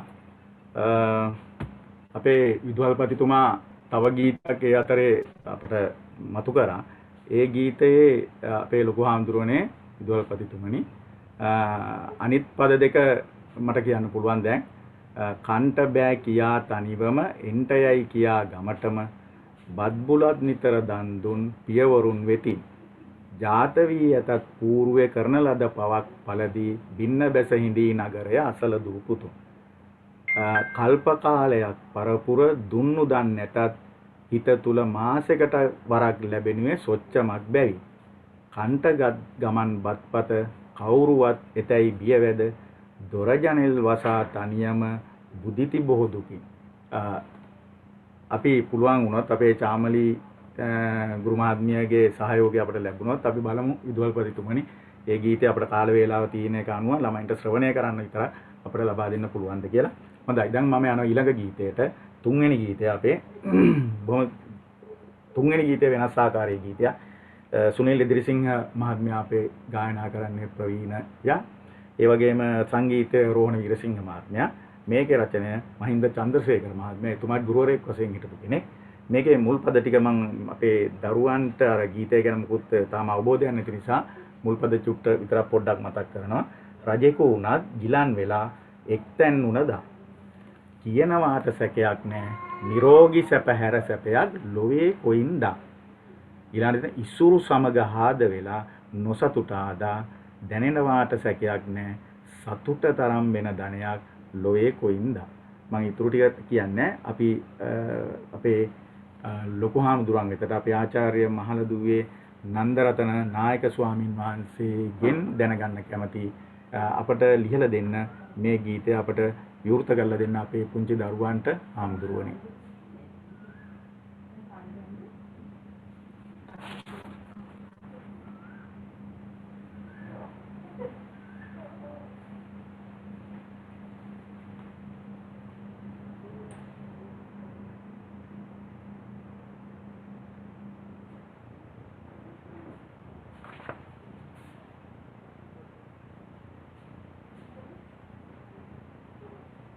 සුඛං මේ ගාථාව මම හිතනවා කෙටියෙන් නමුත් මේ දේශනා කරපු හේතුව කියන එක හොඳයි. දවසක් බුදුහාමුදුරු හම්බෙන්නේ න කොසල් රයිතුමා. එන්නේ හරියට දවල් කෑම කාලේ ඉවර වෙනවා. උන්වහන්සේ ඉදිරිය ඇවිල්ලා බොහොම අමාරුවෙන් එහෙට මෙහෙට ඇඹරෙනවා. මේ බුදුහාමුදුරන්ට තේරෙනවා බොහොම අපහසුතාවයක්. බුදුහාමුදුර අහන මොකෝ රයිතුමා. බොහොම අපහසුයි මගේ. එහෙමයි ස්වාමීනි මම මේ කෑම ගත්ත හැටි ආවේ මම ටිකක් අද රසට කෑම තුන ටිකක් වැඩි වෙන්න කෑම ගත්තා කියලා. කොහොමද කුසල රායතුමා අපි අහලා තියෙන විදිහට සාමාන්‍ය කියන්නේ කල්දේරමක් වගේ බඩක් තියුණා කියලා. ලොකු බඩක් තියෙනවා. එහෙදින් කන වැඩි වෙන්න බඩක් වැඩි වෙනවා තමයි. ඉතින් කොහොම නමුත් බුදුහාමුදුරුවෝ එතුමාට තමයි මේ ගාථා ධර්මයේ දේශනා කළේ. මේක මොකද්ද කියන්නේ? ආරෝග්‍ය පරමාලාභ. මේ නිරෝගීකම තමයි උතුම්ම ලාභය. ඉතින් මම නොකියුවට අද අපි ලොකු කුඩා හැම දිනාටම තේරෙනවා මේ රෝගී වෙලා තියෙන කි විපාක. පෞද්ගලිකවත් රටක් වශයෙන් ලෝකයක් වශයෙන් අපට ලොකු ව්‍යසනයක් ඇවිල්ලා තියෙන්නේ අපි බලාපොරොත්තු වෙන මේ වෛරස් රෝගී තත්ත්වේ නිසා. නමුත් අපි කොහොමද මේක මේ අපේ පෞද්ගලික ජීවිතයට අදාළ කරගන්නේ? ඉතින් මේක මෙහෙමයි. අපි කල්පනා කරන්න ඕනේ නිරන්තරයෙන්ම අපේ මේ දෛනික දිනචර්යාවේදී අපි හැම නිතරම කන බොන දේ උරත් ඒ වගේම අපේ බාහිර පරිසරයේ උරත් මේවා පරිහරණය කිරීමේදී අපි කොයිතරම් දුරට අපේ නිරෝගීකම ගැන හිතලා කටයුතු කරනවා. ඉතින් ඒක තමයි මේකේ තියෙන වැදගත්කම. මොකද අපි මොනතරම් මේ තත්ත්වයක හිටියත් රෝගියෙක් වුණොත් වැඩක් නෑ. අපිට මොකක්වත් කරගන්න බැරි වෙනවා. ඉතින් ඒ නිසා නිරෝගීකම රැක ගැනීමේදී විශේෂයෙන් අපි ගන්න ආහාර පානිතාවල පෝෂ්‍යදායී ආහාර අපි ගන්න ඕන. ඒ වගේම ගුණාත්මක පැත්ත. බොහෝ වෙලාවට අපේ චූල පුතාලා ඉතින් මේ පුරුදු වෙලා තියෙනවා දිව රස කරන්නේම කෑම දෙමාපියන්ගෙන් ඉල්ලන්න. නමුත් ඒක නෙමෙයි අම්මලා තාත්තලාත් දැනගන්න ඕන. දරුවා ඉල්ලන දේ නෙවෙයි දෙන්න ඕන. දරුවට දෙන්න ඕනේ ගුණාත්මක වටිනාකමක් ඇති දේ. ඉතින් විශේෂයෙන් අපි රටේ දැන් ගොඩාක් උදවිය තාම භයානක මේ බෝ නොවන රෝග තත්ත්වයන්ට පත් වෙන එක ගොඩාක් හේතුව අපි මේ පරිහරණය කරන කෑම බීම. රසකාරක යුක්ත ඒ වගේම විෂ සහිත කෑම බීම. ඉතින් ඒ නිසා අපි හැකිතරම් දුරට පුළුවන් නම් ඔබේ ගෙවත්තේ පුංචි දෙයක් රෝපණය කරගෙන එළවලුවක් දෙකක් ඒක තමන්ගේ පරිභෝජනයට ගන්න පුළුවන් නම් තමන් දන්නවා තමන් කන්නේ බොන්නේ මොකක්ද කියලා. අපි අර විදුවල් පරිතුමා කිව්වා වගේ එතුමාගේ 100 මුළු ගමටම කන්න දෙන්න පුළුවන් තත්ත්වෙක හිටියේ ඇයි? අපිට තියුණේ ස්වයංපෝෂිත භාවය. ඉතින් මේක කරන්න බැරි කමක් නැහැ. ඉතින් ඒ නිසා අපි විශේෂයෙන් මම මේ වැඩිහිටියන්ගේ නම්මල තාත්තෙන් ඉල්ලා හිටින්නේ මේ දරුවන්ට අපි දෙන්න ඕන ඉතාම නිරෝගීකම රැක ගන්න පුළුවන් ආහාර පාන ආදී දෙයකට හැකිතරම් දුරට අපිට යමක් කර කියා ගන්න පුළුවන් විතාවට නේ. ඊළඟ කාරණේ තමයි සන්තුට්ටි පරමන්ද. එතකොට අපි දන්නවා මේ ඉසුරු අපට අවශ්‍ය සැප සම්පත් අවශ්‍යයි. නමුත් අපි දන්නවා ඒ ඉසුරු තියුණු තරමටම සැප සම්පත් තියුණු තරමට සතුට තියෙනවද? නැහැ. සතුට නැහැ. මේ සුනිල් එදිරිසිංහ මහත්මයා කියන තවත් ගීතයක් තියෙනවානේ. අපට සතුට නැතිලා තින්නේ ඇයි? අපි ළඟ තියෙන අධික තණ්හාව නිසා. අනේ මේම තණ්හාවක්, අනේ මේම ආසාවක් ලැබේද? ඉන් සැනසීම. අවදාකත් ලැබෙන්නේ. ඒ නිසා බුදුහාමුදුරු දේශනා කරනවා ඌනෝ ලෝකෝ අතිත්තෝ තණ්හාදාසෝ. අපිට හැම නිතරම අඩුවක් තියෙනවා. ඌණයි. අතිත්තෝ තුප්තියක් නෑ. තණ්හාදාසෝ අපි තණ්හාවේ දාසය වෙලයි. ඉතින් ඒ තාක් අපිට සතුට නෑ. ඒ නිසා හොඳට මතක තියාගන්න අපි මේ පරිභෝජනය කරන ද්‍රව්‍යාත්මක දේවල් තුල සතුට නෑ. අපි සතුට ලබා ගන්න නම් අපි මේක ගැඹුරින් අධ්‍යාත්මිකව තේරුම් ගන්න ඕන කාරණය. ඉතින් ඒ නිසා ඒක තමයි උතුම්ම ධනෙ. ඊළඟ කාරණේ තමයි විශ්වාසා පරමාඥය. අපිට නොඑක් ලේ ඥාතියින් ඉන්නවනේ. එහෙම ඉන්නවා. ඒ වගේම අපට උපකාර කරන අයත් ඉන්නවා. හැබැයි මේ ගාථාවේ මේ සින්දුවේ කියන එකක් තමයි බැරි වුණදා නෑදෑයන් අතහැර ගියදා හිතෙනවාට සැකයක් නෑ විශ්වාසය හැර වෙන නෑ එක් නෑ. ඒ නිසා අපි දන්නවා සමහරක් වෙලාවට මේ ලේ ඥාතියින්ට වඩා සමීප වෙච්ච හිතවතා විශ්වාසවන්තයා සමහරක් වෙලාවට අපේ දියුණුවට හේතු වෙලා තියෙනවා. මේ මොන තරම් උදවියයි. එයා යන මාර්ගයට උදව් කරනවා. කල්යාණ මිත්‍රයෙක් හැටියට, විශ්වාසවන්තයෙක් හැටියට. ඒ නිසා තමයි බුදුහාමුදුරුවෝ මේ විශ්වාසවන්තයා පරම ඥාතිය හැටියට සැලකුවේ. එතන තියෙන්නේ මේ ලේ ඥාතිකමක් නෙවෙයි, මේ මිනිස්යන්ගේ ගුණධර්ම පැත්තෙන් වඩා පෝෂණය කරගත්ත දෙයක්. හැබැයි මේ ගීතේ නොකියපු දෙයක් තියෙනවා මේ ගාථාවේ අවසානයේක නිබ්බානම් පරමං සුඛං. ඒ නිසා බෞද්ධ වන අපට තියෙන ලොකුම සැපේ සුවේ තමයි නිර්වාණි. ඉතින් මම හිතනවා මේ ගීතයෙන් කවියෙන් හෝ අපේ ධර්ම දේශනා තුළින් අපි බලාපොරොත්තු වන්නේ මේ සමාජය තුළ වඩාත් ඉතාම පුරුෂාර්ථ ඇති වටිනා ගුණධර්ම වලින් පෝෂිත සමාජයක් බිහි කරන්න.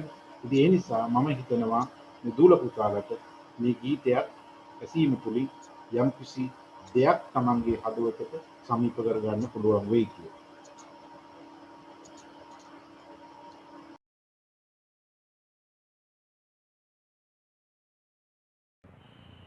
අපේ ලොකු හාමුදුරුවෝ මේ ගීතේ හැංගිලා තිබිච්ච ඒ අභිධර්මයේ තිබිච්ච ගාථා රත්නය අපේ දරුවන්ට කියලා දුන්නා ඉතා පැහැදිලිව.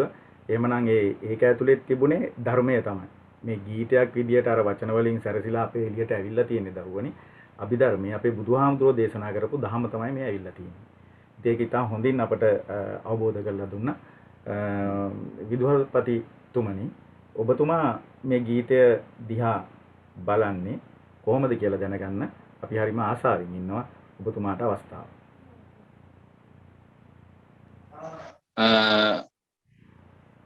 කුසුම්සිරි මහත්තයා, දැන් ගීතය පිළිබඳව අපේ හාමුදුරුවන්ගේ විග්‍රහය තුළ ධම්මපද ගාථාව මේ ගීතය ඇතුලේ සැඟවිලා විශාල පණිවිඩයක් හිතාම සමීපව ජනතාවට සම්ප්‍රේෂණය කරන්න සමත් වෙලා තියෙන විදිය ඉතා හොඳට පැහැදිලි කරා උන්වහන්සේ. ඒ වගේම දැන් ඒ පැහැදිලි කිරීම අතරේ මම විශේෂ අවධානය යොමු කරන්න හිටපු පාර්ශවයක් පිළිබඳව අපේ හාමුදුරුවෝ දැක්වුවා. ඒ තමයි මේ නිරෝගීකම කියන දේ. අපි පාසල ඇතුලේදී හුඟක් වෙලාවට මේ පිළිබඳ ගැටලු සහගත තත්ත්වයන් අපේ හාමුදුරුවනේ දකිනවා. දරුවන්ට පෙරසේ එකම කාර්යයක එක දිගට නිරත වෙන්න බෑ. ඒ වගේම අවුව තියෙන වෙලාවක එලි මහන හිටියොත් වැඩි වෙලාවක් ඉන්න බෑ. අර දරා ගැනීමේ හැකියාව පිළිබඳව යම් යම් ගැටලු සහගත තත්ත්ව තියෙනවා. මේ හැම දෙයක්ම පදනම් වෙලා තියෙන අපේ හාමුදුරුවනේ අපේ ආහාර රටාවත් එක්ක. මේ අපේ ආහාර රටාව වසර දහස් ගණනක් මුළුල්ලේ මේ දේශගුණයට මේ අපේ තියෙන පාරිසරික තත්ත්වයන් වලට ගැළපෙන විදිහට අපේ මුතුන් මිත්තෝ ගොඩනගපු ආහාර රටාවක්. ඒ ආහාර රටාව තුල අපි රෝගවලට ඔරොත්තු දී ප්‍රනීත බව හෝ වෙනත් ගුණවත් බව හෝ ඒවයි කිසිදු අඩුවක් තිබෙන්නේ නැහැ. හැබැයි අපි ජනමාධ්‍ය ඇසුරු කරන්න වැඩිපුර පටන් ගත්තත් එක්ක ඒ වගේම මේ බටහිර සමාජයට විවෘත වීමත් එක්ක අපි බොහෝ වෙනස්කම් අපේ කරගත්තා. ඕක හරිය ලස්සනට මේ රවීන්ද්‍රනාත් tagore තුමා ගීතාංජලි කියන කෘතියේදී සඳහන් කරලා තියෙනවා, අවටින් හමන සුළඟට ඔබේ නිවසේ දොර කවුළු පියන්පත් විවර කරන්න. එනමුත් ඒ සුළඟට ඔබේ අපි අවටින් හැමපු සුළඟට අපේ නිවසේ දොර කවුළු පියන්පත් විවර කරා. ඒ සුළඟ අපිට අපේ කුසුම්සිරි මහත්තයා කිව්ව විදිහට අම්මා වැනි කෘති රැගත් රුසියානු සාහිත්‍යය ආවනම් අපේ නිවස ඇතුළට ඒකේ කිසිදු හානියක් නැහැ. ඒ වගේම සහෝදර ඉන්දියාවේ වංග සාහිත්‍ය අපේ ඇතුළට ආවනම් අරණකට පෙම්බැඳ වගේ කෘතියක් කියවන්න දරුවන්ට ලැබුණා නම් කිසිදු ගැටලුවක් නැහැ. හැබැයි අපි මේ හොඳ ටික ගන්නවට වඩා හැම විටම ගත්තේ බටහිරින් හමපු සුළඟින් ආපු නරක ටික. අපේ ආහාර රටාව සහ මුලින්ම අද වෙනකොට වෙනස් වෙලා තියෙනවා. කැවුම් කන්නේ මෝඩය බවට පත් වෙලා. හැබැයි එහෙම නෙවෙයි අපේ පැරණන් පාවිච්චි කරේ. ඒ වගේම අපේ ආහාරවල තිබිච්චේ ස්වභාවය නිසා තමයි අපිට සැබෑ විශිෂ්ට ජාතියක් බවට පත් වෙන්න හැකියාව ලැබුණේ. පිටි ආශ්‍රිත ආහාර පාන තිරිඟු පිටි ආශ්‍රිත ආහාර පාන වැඩිපුර ගත්තේ නැහැ. හැබැයි අද අපේ අම්මලා තාත්තලා කාර්ය බහුල වීම විතරක් නෙවෙයි තමන්ගේ සමාජ මට්ටම පෙන්වන්නත් මේ නොගැලපෙන ආහාර පාන ලබා ගන්නවා. ඒක හිතාගෙන ඉන්නවා හරි ලොකු කමක් කියලා. ඊයේත් දරුවට රැට දුන්නේ ෆ්‍රයිඩ් රයිස්. එහෙම නැත්නම් කොත්තු.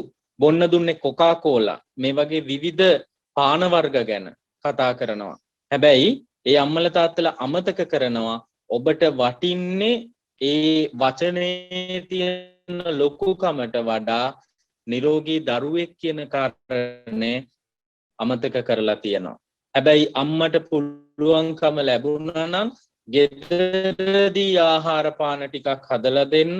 අපේ හොඳ ආහාර පාන වර්ග තියෙනවා. ඒවයින් යමක් හදලා දෙන්න. දරුවා අම්මා අතර තියෙන බැඳියාවත් ඊට වඩා වර්ධනය වෙනවා. ඒ හැම දෙයකටම වඩා වටින්නේ ඒ තුල නිරෝගී දරු පරපුරක් ගොඩනගා ගන්න හැකියාව.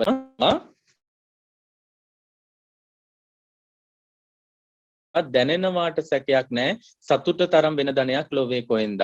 මෙන්න මේ කොටස කියවද්දි මං ඉතිරි කොටසට යන්නේ නැහැ. අපේ හාමුදුරුවෝ නෑයන් පිළිබඳ විශ්වාසවන්තයන් පිළිබඳව හොඳින් පැහැදිලි කරා. මේකට මට පුංචි කතාවක් මතක් වුණා කියන්න. අපි සතුට පිළිබඳව දැක්කේ නැති අපේ කාලේ පවුලක් පිළිබඳ අත්දැකීමකට මට මුහුණ දෙන්න සිද්ධ වුණා.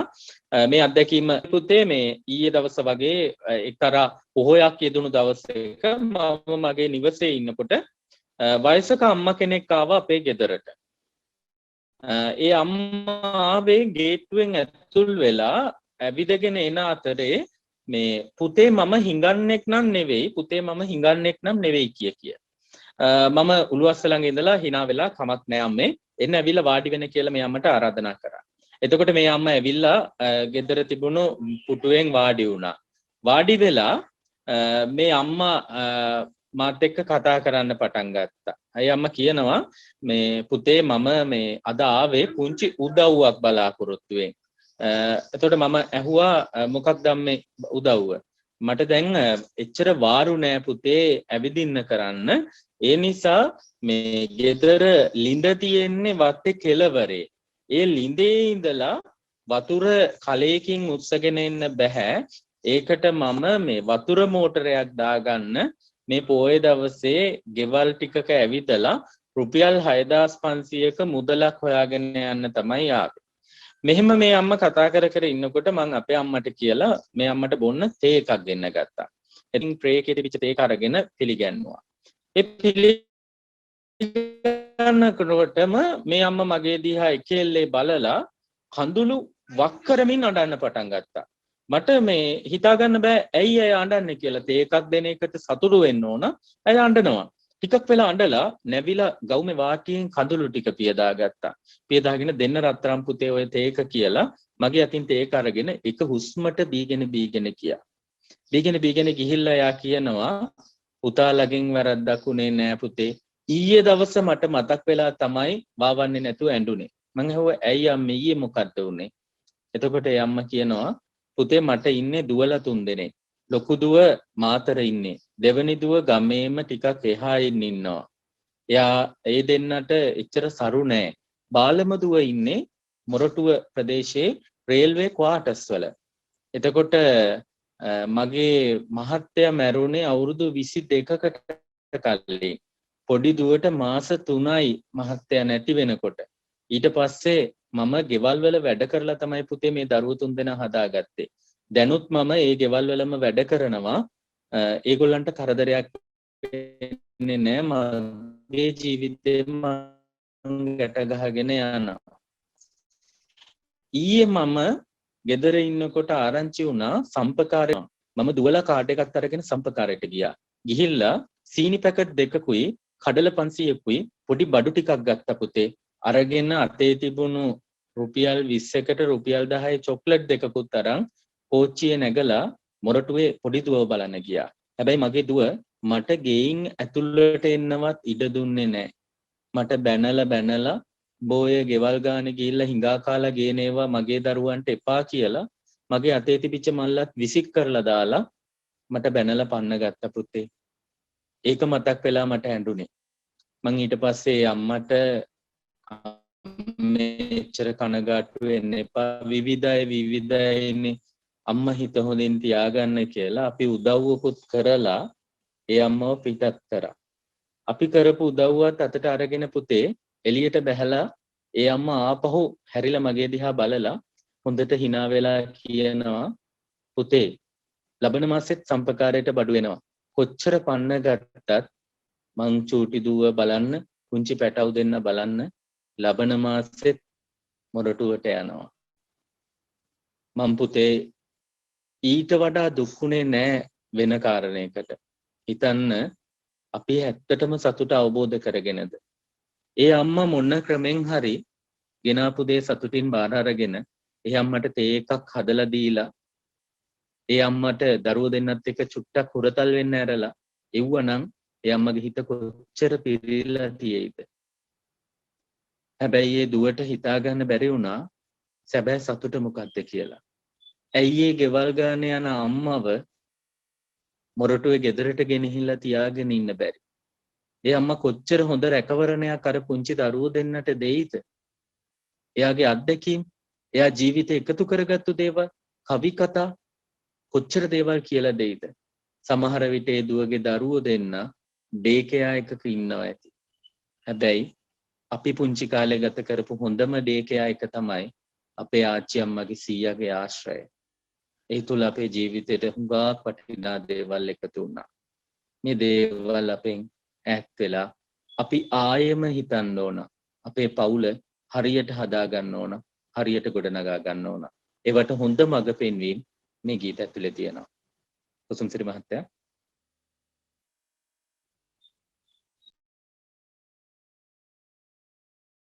අපි දැන් හොඳ පැහැදිලි කිරීමක් අපිට විදුහල්පතිතුමාගෙන් ලැබුණා. අපේ හදවතට වදින විදියට අපේ හැට කඳුලක් කියන විදියට අපි අර ආච්චි අම්මා වෙනුවෙන් හැමෝගෙම හිතේ මං හිතන්නේ නැතේ කඳුලක් එකතු වෙන්නේ නැති. විදුහල්පතිතුමා මතක් කරපු පොත තමයි මේ දරුවනි ඉතා රසවත් පොතක් අරණකට පෙම්බැඳ කියන පොත. විදුහල්පතිතුමනි මේක මම මේ වගේ පොත් 10ක් පමණ කනිෂ්ඨාංශයට කනිෂ්ඨාංශයේ පුස්තකාලයට එක් අවස්ථාවකදී ගෙනාවා. ඒ පාසලෙන් ඒ කනිෂ්ඨාංශයට පොත් ගේන්න යන ලැබිච්ච අවස්ථාවක අරණකට පෙම්බැඳ වංගබසෙන් සිංහලට නැගුවේ චින්තාලක්ෂ්මී සිංහාරච්චි මහත්මිය. ඕගොල්ලෝ හොයාගෙන කියවන්න. විදුහල්පතිතුමා කියපු පොත තමයි මේක. හොඳයි අපි එහෙමනම් දැන් චාමලි මහත්මිය අපට ගීතය ලබා දෙන්න.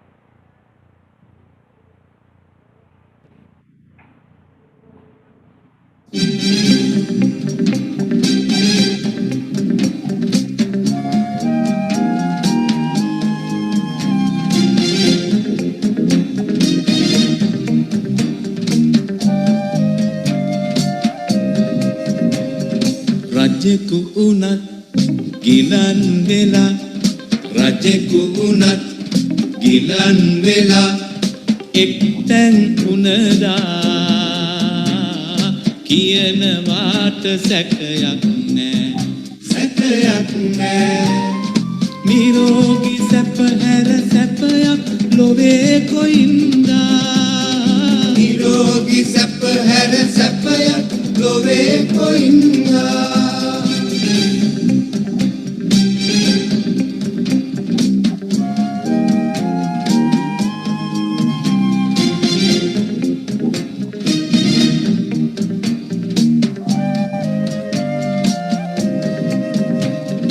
ඉසුරු සමග ආද වෙලා ඉසුරු සමග ආද වෙලා නොසතුට ආදා දැනෙනවාට සැකයක් නෑ සතුට තරම් වෙන ධනයක් ලොවේ කොයින්දා සතුට තරම් වෙන ධනයක් ලොවේ කොයින්දා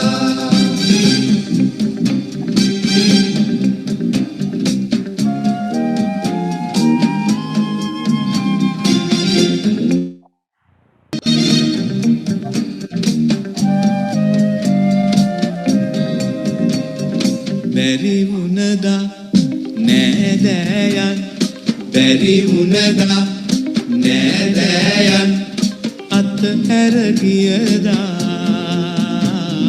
හිතෙනවාට සැකයක් නෑ විශ්වාසය හැර නෑයෙක් ලොවේ කොයින්දා විශ්වාසය හැර නෑයෙක් ලොවේ කොයින්දා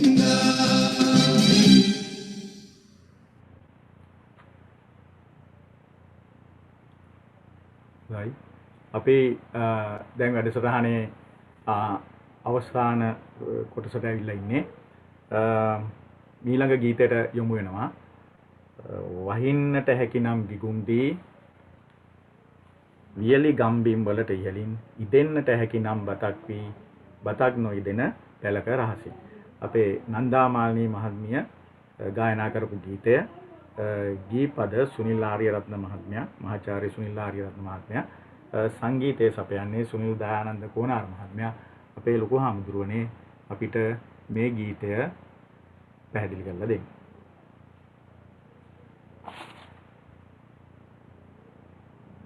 ගීතවලට වඩා ආත්පසින්ම වෙනස් වූ ගීතයක් තමයි මේ ගීතය.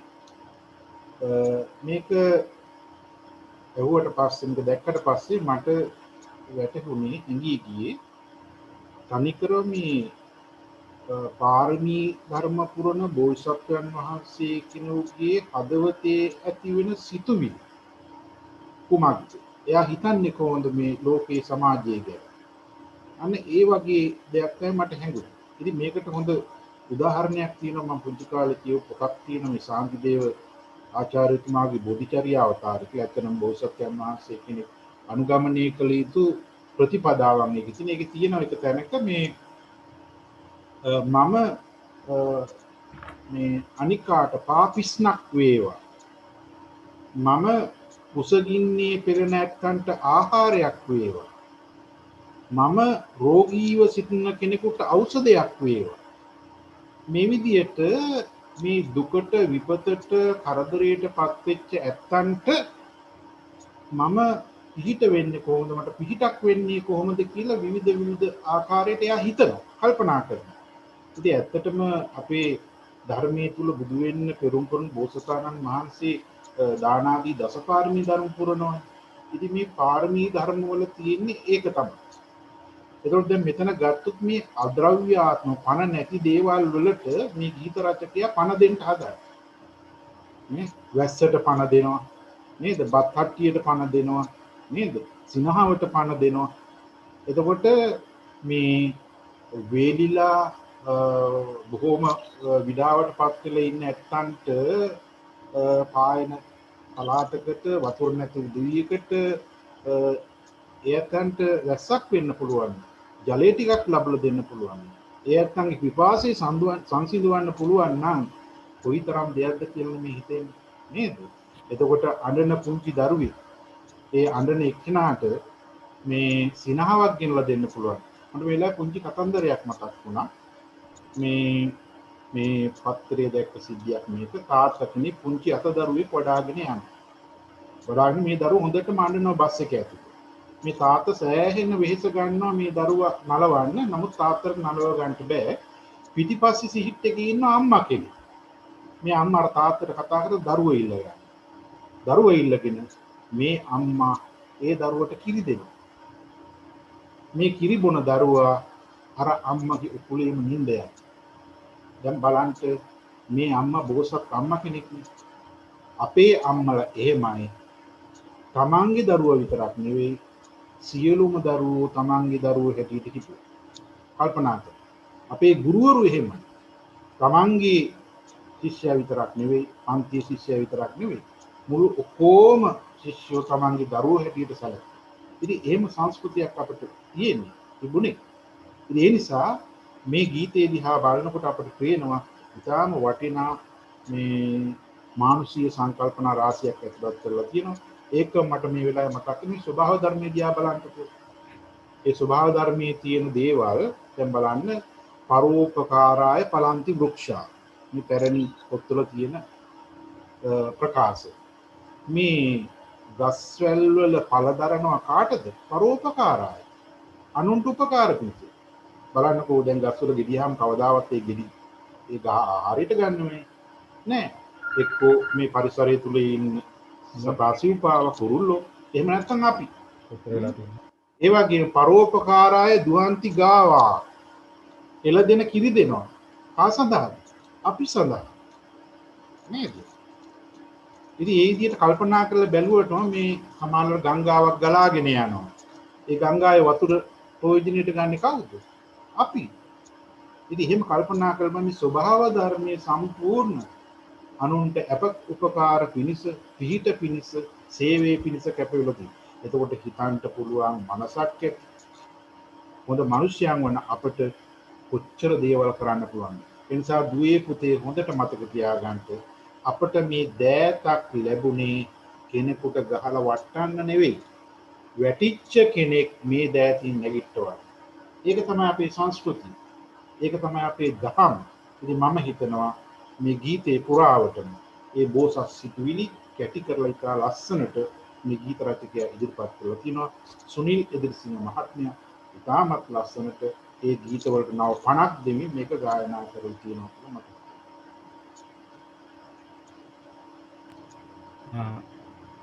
අපි දන්නවා අපේ ලොකු හාමුදුරුවෝ මේක ප්‍රායෝගිකවම ක්‍රියාත්මක කරනවා මේ ගීතයේ තියෙන අදහස.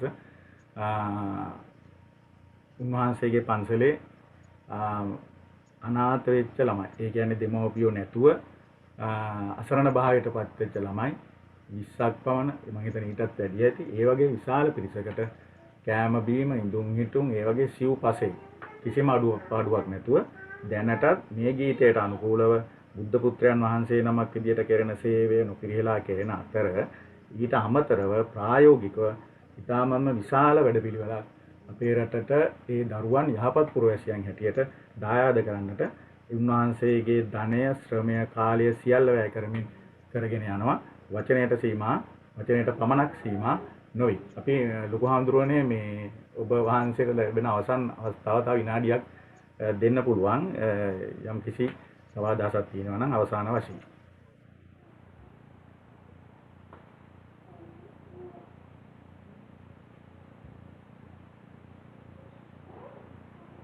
පාදේ කියන එක ඉතා වටිනවනේ. මේ ලෝකයේ මේ විස යුක්ත ගහක් නම් ඒකේ තියෙන අමෘත ඵල දෙකක්ලු තියෙනවා. එකක් තමයි සුභාසිත වචනයයි සත්පුරුෂ ඇසුරයි. ඒ නිසා අපිට මේ සුභාසිත මේ පරිසරයේ සාහිත්‍ය අපිට ඉතා වටිනවා. ඒ තුලින් අපේ මේ වින්දන ශක්තිය ඇති කරනවා. විශේෂයෙන් පුංචි කාලේ දරුවන්ට ඒ රසාස්වාදය අපි ලබා දෙනවා. ඉතින් මේක ඉතාම වටිනා වැඩසටහනක්. මම ස්තුතිවන්ත වෙනවා විශේෂයෙන් මට මේ අවස්ථාව ලබා දුන්න අපේ ආචාර්ය කුසුම්සිරි මහත්මයාණන්ට. ඒ වගේම අද මේ සාකච්ඡාව සාර්ථක කර ගැනීමට සම්බන්ධ විදුහල්පතිතුමාටත් ඒ වගේම මේ කටයුතු මෙහෙයවපු තුමුලා ගුරු ඥානියන්ටත් අද මේ සම්බන්ධ වෙච්ච අපේ දූල පුතාලා ඒ පවුලේ ඇති සියලු දෙනාටම විශේෂයෙන් අපි කවුරු ඉතාම කරදරයට වියවලටපත් වෙලා ඉන්න අවස්ථාවක් රත්නත්‍රේ සරණි සියලු දිවි රැකවරි ඔබ සෑම දෙනාටම නිදුක් නිරෝගී සුව ප්‍රාර්ථනා කරනවා. කරන එකම ඉල්ලීම තමයි මේ ඇතිවෙච්ච තත්ත්වයට පිහිටක් නෑ. අපිට තියෙන එකම පිහිට හැකිතරම් දුරට තමන්ගේ නිවසට වෙලා ඒ ආරක්ෂා සහිතව මේ අවස්ථාවෙන් මිදීමට කටයුතු කරන්ට අපි කාටවත් දොස් කියලා වැඩක් නෑ, කාටවත් බැනලා වැඩක් නැහැ. ඒ නිසා තම තමන් අත්වායප්ත නොනාතු තමාට පිට තමාවමයි කියන මේ සංකල්පයට මේ චින්තනයට ගිහිල්ලා මේ අවස්ථාව බොහොම ප්‍රවේශමෙන් කවුරුත් දේවල් වලට ආරක්ෂිතව ඉන්න හැටියට මතක් කරනවා. මේ සත්‍යති කරන දෙනාටම ලෞතර ආමාමේනි පතර බුදු පියාණන් වහන්සේගේ පීඨෙන් ශ්‍රී සද්ධර්මයේ පීඨෙන් ඒ වගේම අෂ්ටාර්ය පුද්ගල ගරුතර මහා සංඝරත්නයේ රත්නත්‍රයේ පීඨෙන් පැමිණ තියෙන සීල විපත් කරදර ආදෝෂ අපලෝපද්‍ර රෝග පීඩාදී කොටසක් කරනවා දුරු වෙලා සෑම දිනාටම නිදුක් නිරෝගී සුව චිරජීවනයේ හා යහපතක්ම වේවා කියලා ප්‍රාර්ථනා කරන්න කැමති අවසාන වශයෙන්. හොඳයි.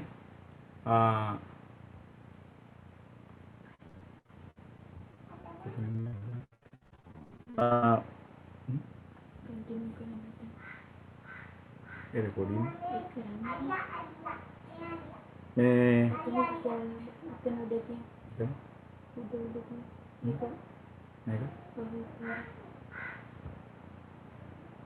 හොඳයි.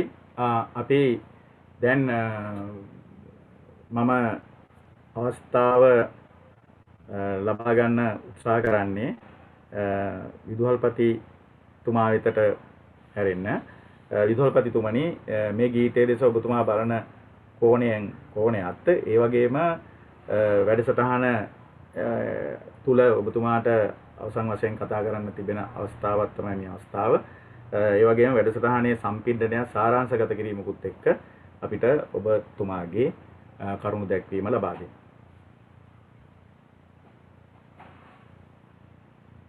හොඳයි. කුසුම්සිරි මහත්තයා, මේ වැඩසටහනේ සමාප්තියට ඔබ තෝරාගෙන තියෙන ඉතාම වටිනා ගීතයක්. ඒ මොකද මේ වැඩසටහන පිළිබඳ අදහසත් ඒ ගීතය තුළ ඇත්තටම කැටි වෙලා තියෙනවා.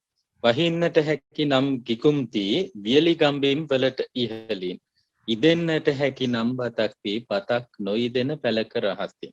අපි මේ වචන ටිකම අධ්‍යාපනයට අදාළව විග්‍රහ කරගත්තොත් කුසුම්සිරි මහත්තයා, ආදරණීය දුවේ පුතේ, මේ දවස්වල පාසල් පැවැත්වෙන්නේ නැහැ. දින නියමයක් නැතුව පාසල් වහලා දාලා තිබෙනවා. ඒ නිසා අධ්‍යාපන කටයුතු පාසල් ආරම්භ වෙන තෙක් කරන්න විදිහක් නැහැ කියලා අපි හැමෝම නිවෙස් වලට වෙලා හිටියොත් මොකද වෙන්නේ? අපි මේ වගේ ගීත අහලා තිබිච්ච නිසා මටත් මගේ ආචාර්ය මණ්ඩලයටත් එහෙම නිකන් ගෙදරට වෙලා ඉන්න බැරි වුණා. වහින්නට හැකි නම් ගිගුම් දී වියලි ගම්බිම් වලට ඉහළින් වගේ අපි අධ්‍යාපනයට මේ අදාළ කරගත්තා. ඒ නිසා තමයි මාර්ගගත වැඩසටහන ආරම්භ වුණේ. ඔබ නිවෙස්වල උදකලාව ඉන්න අතරේ මාර්ගගතව අපි අධ්‍යාපනය යම් තාක් දුරට හෝ කරන්න මේ වියලී තිබෙන අධ්‍යාපන කතරට පුංචි දියබිඳු ටිකක් ඉහින්න අපි ඔන්ලයින් වැඩසටහන හරහා ආරම්භ කළා. ඒ වගේම ඒ වැඩසටහන ඉදිරියට යනකොට අපිට පෙනුණා දරුවන්ට අධ්‍යාපනය විතරක් ලබා දීම තුළින් පිරිපුන් පුරවැසියෙක් ගොඩනගා ගන්න ලැබෙන්නේ නැහැ. එහෙමනම් විෂය සමගාමී, විෂය බාහිර සහ ජීවිතය ගොඩනගා ගැනීමට අවශ්‍ය දේ ඔබට ලබා දෙන්න ඕන. ඒ නිසා තමයි අපි වෙසක් උත්සවය වෙනුවෙන් ඩම්ස් ඔන්ලයින් වෙසක් කලාපය සංවිධානය කළේ. එහි ප්‍රතිඵලයක් විදිහට මේ අපූර්ව වැඩසටහන, ගීදම් පූජා වැඩසටහන ඔබට සමීප කරන්න හැකියාව ලැබුණා. ඒ කියන්නේ මේ වැඩසටහනේ අර්ථයත් මේ ගීතය තුලම රැඳිලා තියෙනවා. ආදරණීය දුවේ පුතේ, ඔබ හැම වෙලාවෙම පරාර්ථ චර්යාවේ නිරත වෙන්න ඕන. ඔබ අන් අය ගැන හිතන්නේ නැති කෙනෙක් නම් ඇත්තටම අපි ධර්මාශෝක විද්‍යාලය තුලින් ඔබට බිහි කරලා, ඔබව බිහි කරේ රටට වැඩදායී වන විදිහටද කියලා අපි දෙවතාවක් හිතලා බලන්න ඕන. ඔබේ පාසලේ නම ධර්මාශෝක විද්‍යාලය. ධර්මාශෝක විද්‍යාලය නාමය ගන්නේ ධර්මාශෝක අධිරජුන්ගේ නාමය. ඔබ හිතලා බලන්න, ධර්මාශෝක අධිරජුන්ගේ දූපුතුන් දෙපළ කොයිතරම් නම් පරාර්ථකාමීද. ඒ දෙපළ තමයි අපේ මේ ශිෂ්ටාචාරය වෙනස් කරන්න, අපේ සංස්කෘතිය වෙනස් කරන්න අවශ්‍ය කරන සියලු අංශවල දායකත්වය ලබා දුන්නේ. මිහිඳු මහරහතන් වහන්සේ ආගමින් දහමින් අපේ පැරැන්නන් පෝෂණය කරද්දී උන්වහන්සේගේ නැගණිය සියලු කලා ශිල්ප රැගෙන ලක්දිවට වැඩම කරනවා. ඒ නිසා තමයි අප ඉදිරියේ මෙතරම් විශිෂ්ට වූ ප්‍රෞಢ ඉතිහාසයක් ශේෂ වෙලා තියෙන්නේ. ඉතින් ආදරණීය දුවේ පුතේ, එවැනි උතුම් නාමයක් ලබාගත් ඔබේ පාසලෙන්, ධර්මාශෝක විද්‍යාල මෑණියන්ගෙන් බිහිවෙන දරුවන් විදිහට ඔබ කොයිතරම් නම් පරාර්ථකාමී වෙන්න ඕනද? හැබැයි පුතේ, ඔබ කොයිතරම් පරාර්ථකාමීද කියලා එක පුංචි කාරණයකින් යලිත් ඔබට හිතන්න පොළඹවන්න මම කැමතියි. ඒ පාසල පැවැත්වෙන දිනයක් සිහියට නගා ගන්න. ඒ දිනේ මධ්‍ය කාලයේදී ඔබට ලැබෙනවා 10:30ට පාසලේ විවේක කාලය. පන්ති කාමරයේදී විවේක කාලය ලැබුණාම ලැබිච්ච ගමන් ගෙදරින් ගෙන ආපු කැම ටික දිගෑර ගන්නවා. තවත් පිරිසක් සල්ලි අතේ තියනවා නම් ඒක අරගෙන ආපන ශාලාව ළඟට දුවලා යනවා. ඔච්චරයි ඔබට මතක. එච්චරයි ඔබ දැකලා තියෙන්නේ. හැබැයි අපි දන්නවා ඒ අතර ඉන්නවා පන්ති කාමරෙන් එළියට යනවා ආපන ශාලාවට යන්න මුදල් අතේ නැති දරුවෝ. ඒ දරුවෝ පාසලේ කොතන හරි කෙළවරකට ගිහිල්ලා අනිත් අයට නොපෙනෙන්න හැංගිලා ඉන්නවා. ඉඳලා විවේක කාලේ අවසන් වෙනකොට ජලකරාමෙන් වතුර ටිකක් පීලා පන්ති කාමරයට එනවා. කවදාවත් ඔබේ පන්ති කාමරේ එහෙම යාළුවෙක් ඔබ දැක්කද? ඔබ ඇත්තටම මේ ගීතවල මේ ගීතය ඇතුලේ කියන පරාර්ථකාමී ස්වභාවය ඔබ තුල තිබුණා නම් ඔබේ යාළුවා විවේක කාලයෙන් පස්සේ කාලච්ඡේද 4 කුසගින්නේ පන්ති කාමරේ ඉන්න එකක් නෑ. ඔබ යාළුවත් එක්ක ගෙනාපු ආහාර ටික බෙදාගෙන භුක්ති විඳින්න පටන් ගන්නී. අපි නම් එහෙම කළා පුතේ. එහෙම කරන්න හේතුව පුංචි කාලේ අපිට කියලා දීපු කවිවල කතන්දරවල ඒ බව තිබුණා. එක කවියක් මට අදත් හොඳටම මතකයි. ආච්චි කියලා දීපු කවියක්. මේ ගසේ බොහෝ පැණි දොඩම් තිබේ පැහිලා ඉදිලා බිමට නැමිලා බර වෙලා අතු. පළදාව බර වෙලා. මල්ලිටයි මටයි ගෙඩි දෙකක් ඇති වැඩිය කඩන නරක ළමයි හැම නොවේයි අපි. අපිට ප්‍රමාණවත් ප්‍රමාණය හොඳටම ඇති. අනිත් ඒවා නාස්ති කරන්නේ නෑ අපි. ඒවා අපි පුළුවන් තරම් බෙදාගෙන භාවිත කරනවා. පුතේ එහෙම අපි දුක සතුට දෙකම බෙදාගත්තොත් අපිට සමාජය මිට වඩා යහපත් තැනක් බවට පත් කරන්න පුළුවන්. මම පුංචි උදාහරණයක් ගත්තේ විවේක කාලේ ඔබේ පන්ති කාමරයේ විතරයි. ඒ වගේම පසුගිය දිනවල මම මාර්ගගතව දෙමව්පියන් අමතනකොට මම සඳහන් කළා කොච්චරනම් මාර්ගගත ක්‍රමයට අපිත් එක්ක සම්බන්ධ වෙන්න අවශ්‍ය පහසුකම් නැතිව ඒ වගේම ඒ ජංගම දුරකථන වලට අන්තර්ජාල සබඳතාවයට අවශ්‍ය දත්ත ලබා ගන්න ඩේටා ගන්න මුදල් නැතුව කොයිතරම්නම් අම්මලා තාත්තලා හුලනවා ඇත්ද? කොයිතරම්නම් දරුවෝ මේ අවස්ථාව එක්ක සම්බන්ධ වෙන්න බැරුව නිවෙස්වල හුදකලා වෙලා ඇද්ද? ඒ අය දිහා අපි බලන්නේ කවදද? එහෙම බලන දවසක් වුණොත් අපේ සමාජය කොයිතරම්නම් යහපත් වේද? කොයිතරම්නම් අන් අය ගැන හිතන පරාර්ථකාමී සමාජයක් බවට පත් වේද? එහෙම සමාජයක් පුතේ ඉබේ පහළ වෙන්නේ නැහැ. ඔබයි මේ රටේ අනාගතය බාරගන්න ඉන්නේ.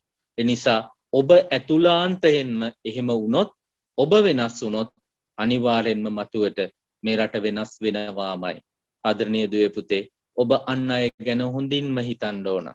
මගෙන් දරුවෙක් ඇවිල්ලා ඇහුවොත් එහෙම අනාගතේ මම මගේ ජීවිතේ කවුරුන් වෙන්න ඕනද කියලා මම හැම වෙලාවෙම කියන්නේ කවුරු වුණත් පුතේ ඔබ මනුෂ්‍යත්වයේ හඳුනන සහෘදව අන් අයව හොඳින්ම හදවතට දැනෙන මිනිසෙක් බවට පත් වෙන්න.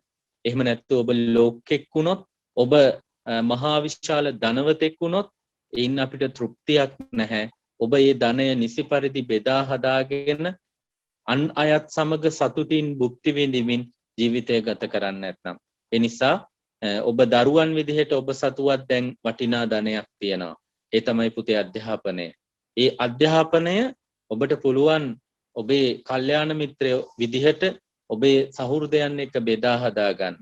Tamanගේ සටහන් ටික සංගවාගෙන ඉන්නේ නැතුව මේ අසීරු අවස්ථාවක් රටක් ජාතියක් ලෝකයක් අසීරුතාවයට පත් අවස්ථාවක්. මේ වෙලාවේ ඔබ සකස් කරන සටහන් ටික තවත් දරුවෙක් එක්ක බෙදා ගන්නවා නම් ඒ යාළුවාට උදව් කරනවා නම් ඒ කල්යාණ මිත්‍ර සම්බන්ධතාවය ඔබට ජීවිතේට වටිනාම නෑ එකතු කරලා දෙයි.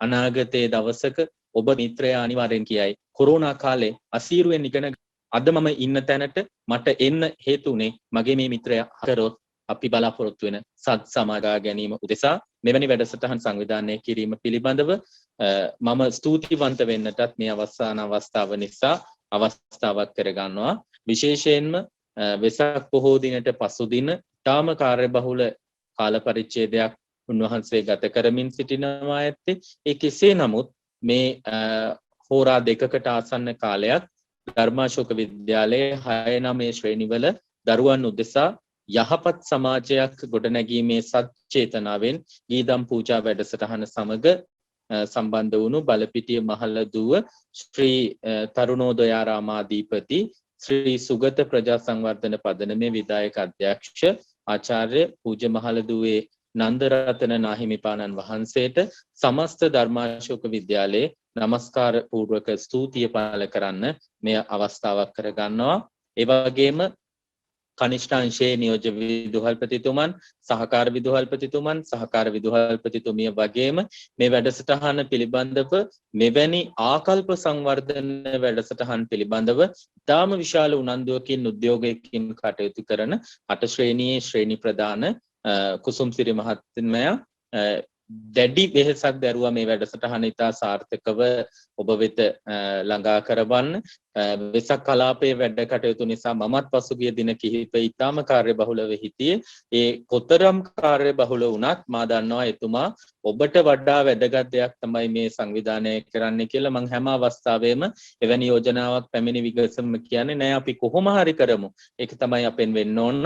කුසුම්සිරි මහත්තයා වැඩසටහන ඉතා හොඳට සංවිධානය කරලා තිබුණා. මෙහෙවීම කළා. ඔබතුමාටත් අංශයේ අනිකුත් අංශ ප්‍රධානීන් තිදෙනාටත් මා විශේෂයෙන්ම ස්තුතිවන්ත වෙනවා.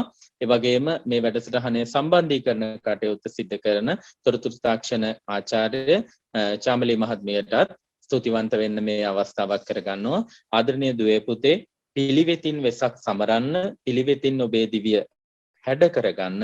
එවිට මේ රට බලාපොරොත්තු වෙන යහපත් දරුවෙකු ඔබ තුලින් බිහි වේවි. ඔබ පිළිබඳ දම්සෝමෑණියන් සදාකාලිකවම ආඩම්බර වේවි. ඒ පණිවිඩයත් එක්කම ඔබ සියලු දෙනාටම ඊටාම යහපත් නිරෝගී කාල පරිච්ඡේදයක් ප්‍රාර්ථනා කරනවා. ඒ වගේම මේ කොරෝනා ව්‍යසන තත්ත්වයන් කඩිනමින් සමනය වෙලා පාසල් භූමිය තුල ඔබව ඊටාම කෙටි කාලයක් තුල යලිත් දකින්නට අපට වාසනාව උදා වේවා කියන ප්‍රාර්ථනයත් සමගම හැම දරුවෙක්ම එළඹෙන සඳුදා දිනයේ සිට මැයි 31 වෙනිදා සිට Zoom තාක්ෂණය ඔස්සේ මාර්ගගත වැඩපිළිවෙලට අඛණ්ඩව සහ සම්බන්ධ වෙන්න කියන ආරාධනාවත් කරමින් නිහඬ වෙනවා. ඔබ සියලු දෙනාටම තෙරුවන් සරණයි. හොඳයි විදුහල්පතිතුමනි, අපට මේ කරුණු ටිකත් එක්ක අපි වැඩසටහනේ අවසානයට ඇවිල්ලා තියෙන්නේ. ඉතින් මමත් කෙටියෙන් පොඩි ස්තුති කිරීමක් කරන්න ඕන. අපේ ශ්‍රී සුගත ප්‍රජා සංවර්ධන පදනමේ විධායක අධ්‍යක්ෂ බලපිටිය මහලදුවේ තරුණෝදයාරාමාධිපති ආචාර්ය පූජ්‍ය මහලදුවේ නන්දරතන නායක හාමුදුරුවන් වහන්සේ අපි ගැන කරුණාවෙන් අපේ ආරාධනය පිළි අරගෙන ඊටමම හරවත් කරුණු සම්භාරයක් මේ ගීත ඇස්සේ තියෙන බණ පොත අපට දිගෑරලා පෙන්වලා අපේ දරුවන්ට හොඳට හිතට ඒත්තු යන විදිහට සාර ගර්භව සංකීර්ණ කරුණු ඉතාමම සරලව හිතට දරුවන්ගේ වදින විදිහට අපිට සමීප කරා. මම নমස්කාර පූර්වකව උන්වහන්සේගේ පාද নমස්කාර පූර්වකව මගේ ස්තුති ප්‍රණාමය මේ අවස්ථාවේදී පුද කර සිටිනවා. ඒ වගේම අපේ විදුහල්පතිතුමා මේ කාරණේ කිව්ව මොහොතේ ඉඳලා කිව්වේ හා කරමු කියන එක හා කරමු කිව්වා. ඉතින් ඒකත් එක්ක ලොකු ශක්තියක් ලැබුණා. විදුහල්පතිතුමනි, ඔබතුමාට මේ අවස්ථාවේදී තව විශේෂයෙන් මම සඳහන් කරන්න ඕන මේ වගේ කොරෝනා විසක් කාලයක ඔබේ දුරකථනයට වෙසක් කලාපය වැඩමවන්න එතුමා කටයුතු කරා. මම හිතන්නේ ඒක මීට පෙර සිදු වෙලා නැති දෙයක්. ඔබ පාළුවෙන් ගෙදරට වෙලා ඉන්නකොට කිසිම අඩුපාඩුවක් නැතුව ඒකේ වෙසක් සැරසිලි තියෙනවා, පද්‍ය ගායනා තියෙනවා, එතකොට සිතුවම් ඒ වගේ විශාල දේවල් රාශියක් වෙසක් සැරසිලි අංග සම්පූර්ණයි. ඒ වගේම ඒ තුල සමගාමීව මේ වගේ ධර්ම දේශනා කටයුතු ඒවත් ක්‍රියාත්මක වුණා. ඒ නිසා ඔබේ දුරකථනයට බුදුන් වහන්සේ වැඩම කරවන්නට, එහෙම නැත්නම් වෙසක් කලාපයක් කිසි අඩුපාඩුවක් නැතුව වැඩම කරවන්නට අපේ විදුහල්පතිතුමා වෙනස් තීරණයක් ගත්තා. ඒ කියන්නේ වෙනස්ම ආකාරයේ තීරණයක්. හැබැයි ඒක ඉතාමත්ම සාර්ථක වුණා. විශාල ප්‍රතිචාරයක් අපට ලැබුණා. ඉතාමත්ම සාර්ථකව ඒ වැඩ පිළිවෙල කිරීගෙන ගියා. ඉතින් විදුහල්පතිතුමනි, ඔබතුමාගේ හරවත් කරුණු දැක්වීමට අපේ දරුවන්ට මේ විදිහට ඉතාමත්ම හොඳින් මේ කරුණු පැහැදිලි කිරීම නිසා ඔබතුමාට මම පින් දෙනවා මේ අවස්ථාවේදී. ඒ වගේම කනිෂ්ඨාංශේ නියෝජ්‍ය විදුහල්පති ධම්මික කොඩිකාර මහත්මයා ඇතුළු සියලුම නියෝජ්‍ය විදුහල්පතිවරුන්ට ඒ වගේම මේ කාරණේ පිටුපස්සේ ඉඳගෙන ලොකු සහයෝගයක් අපට ලබා දුන්නු කනිෂ්ඨාංශයේ සහකාර විදුහල්පතිනි ග්‍රේෂා සේවන්ති මහත්මිය ඇතුළු සියලුම සහකාර විදුහල්පතිවරුන්ට ඒ වගේම 6-7 අංශවල 6-7 සහ 9 අංශභාර අංශ ප්‍රධාන ගුරු මහත්මීන්ට මගේ ස්තුතිය මේ අවස්ථාවේදී පුද කරනවා. ඒ වගේම ලොකු සහයෝගයක් මේකට ලබා දුන්නා. විදුහල්පතිතුමා මතක් කරපු විදිහට තාක්ෂණ විෂය භාර කටයුතු කරන චාමලි මහත්මිය එතුමියට මම ඉතාමම සුවිශේෂී ස්තුතියක් මේ අවස්ථාවේදී පුද කරනවා. ඊළඟට අපේ සහෝදර ආචාර්ය මණ්ඩලයට ස්තුතියවන්ත වෙනවා. ඒ වගේම මෙතෙක් වේලා අපිත් එක්ක එකතු වෙච්ච මේ අපේ ආදරණීය දරුදරියන්ට මගේ ස්තුති ප්‍රණාමය, ඔවුන්ගේ දෙමව්පියන්ට මගේ ස්තුති ප්‍රණාමය පුද කරනවා. එහෙමනම් මේ ගීතය ඔබට දැන් ශ්‍රවණය කරන්න ලැබෙවි. ඒ ගීතයත් එක්ක අපි වැඩසටහනෙන් සමුගන්නවා. නිදන්නට හැකි නම් දිනෙත් තුල සැබෑ වන සුබ සිහිනයක් වී ගැයෙන්නට හැකි නම් දොරින් දොර ලෝම පුබුදන ගීතයක් වී ඔබ සැමට තෙරුවන් සරණයි.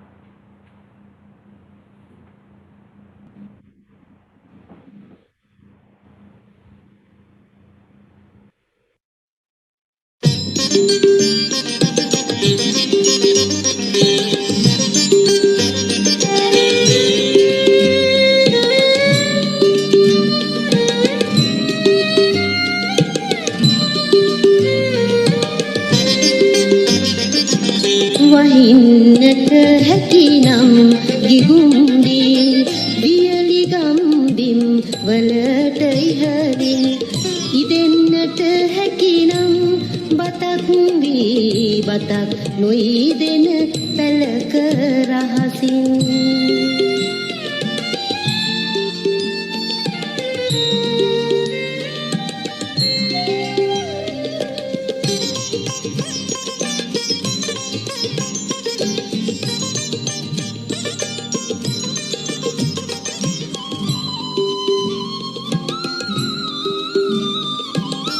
රැඳෙන්නට හැකි නම් ළමා කැල හඬන දෙතොලග සිනාවක් වී පිපෙන්නට හැකි නම් තුරින් තුර නෙලාගත හැකි වන මලක් වී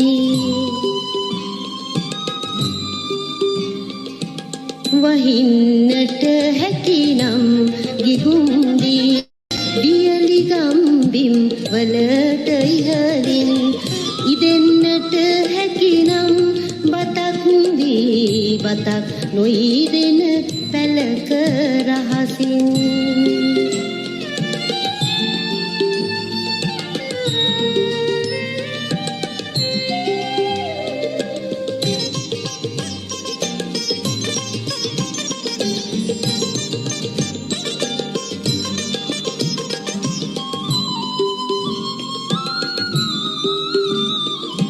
නිදන්නට හැකි නම් දිනෙත් තුල සැබෑවන සුබ සීනයක් වී ගැයෙන්නට හැකි නම් දොරින් දොර ලොවම පුබුදන ගීතයක් වී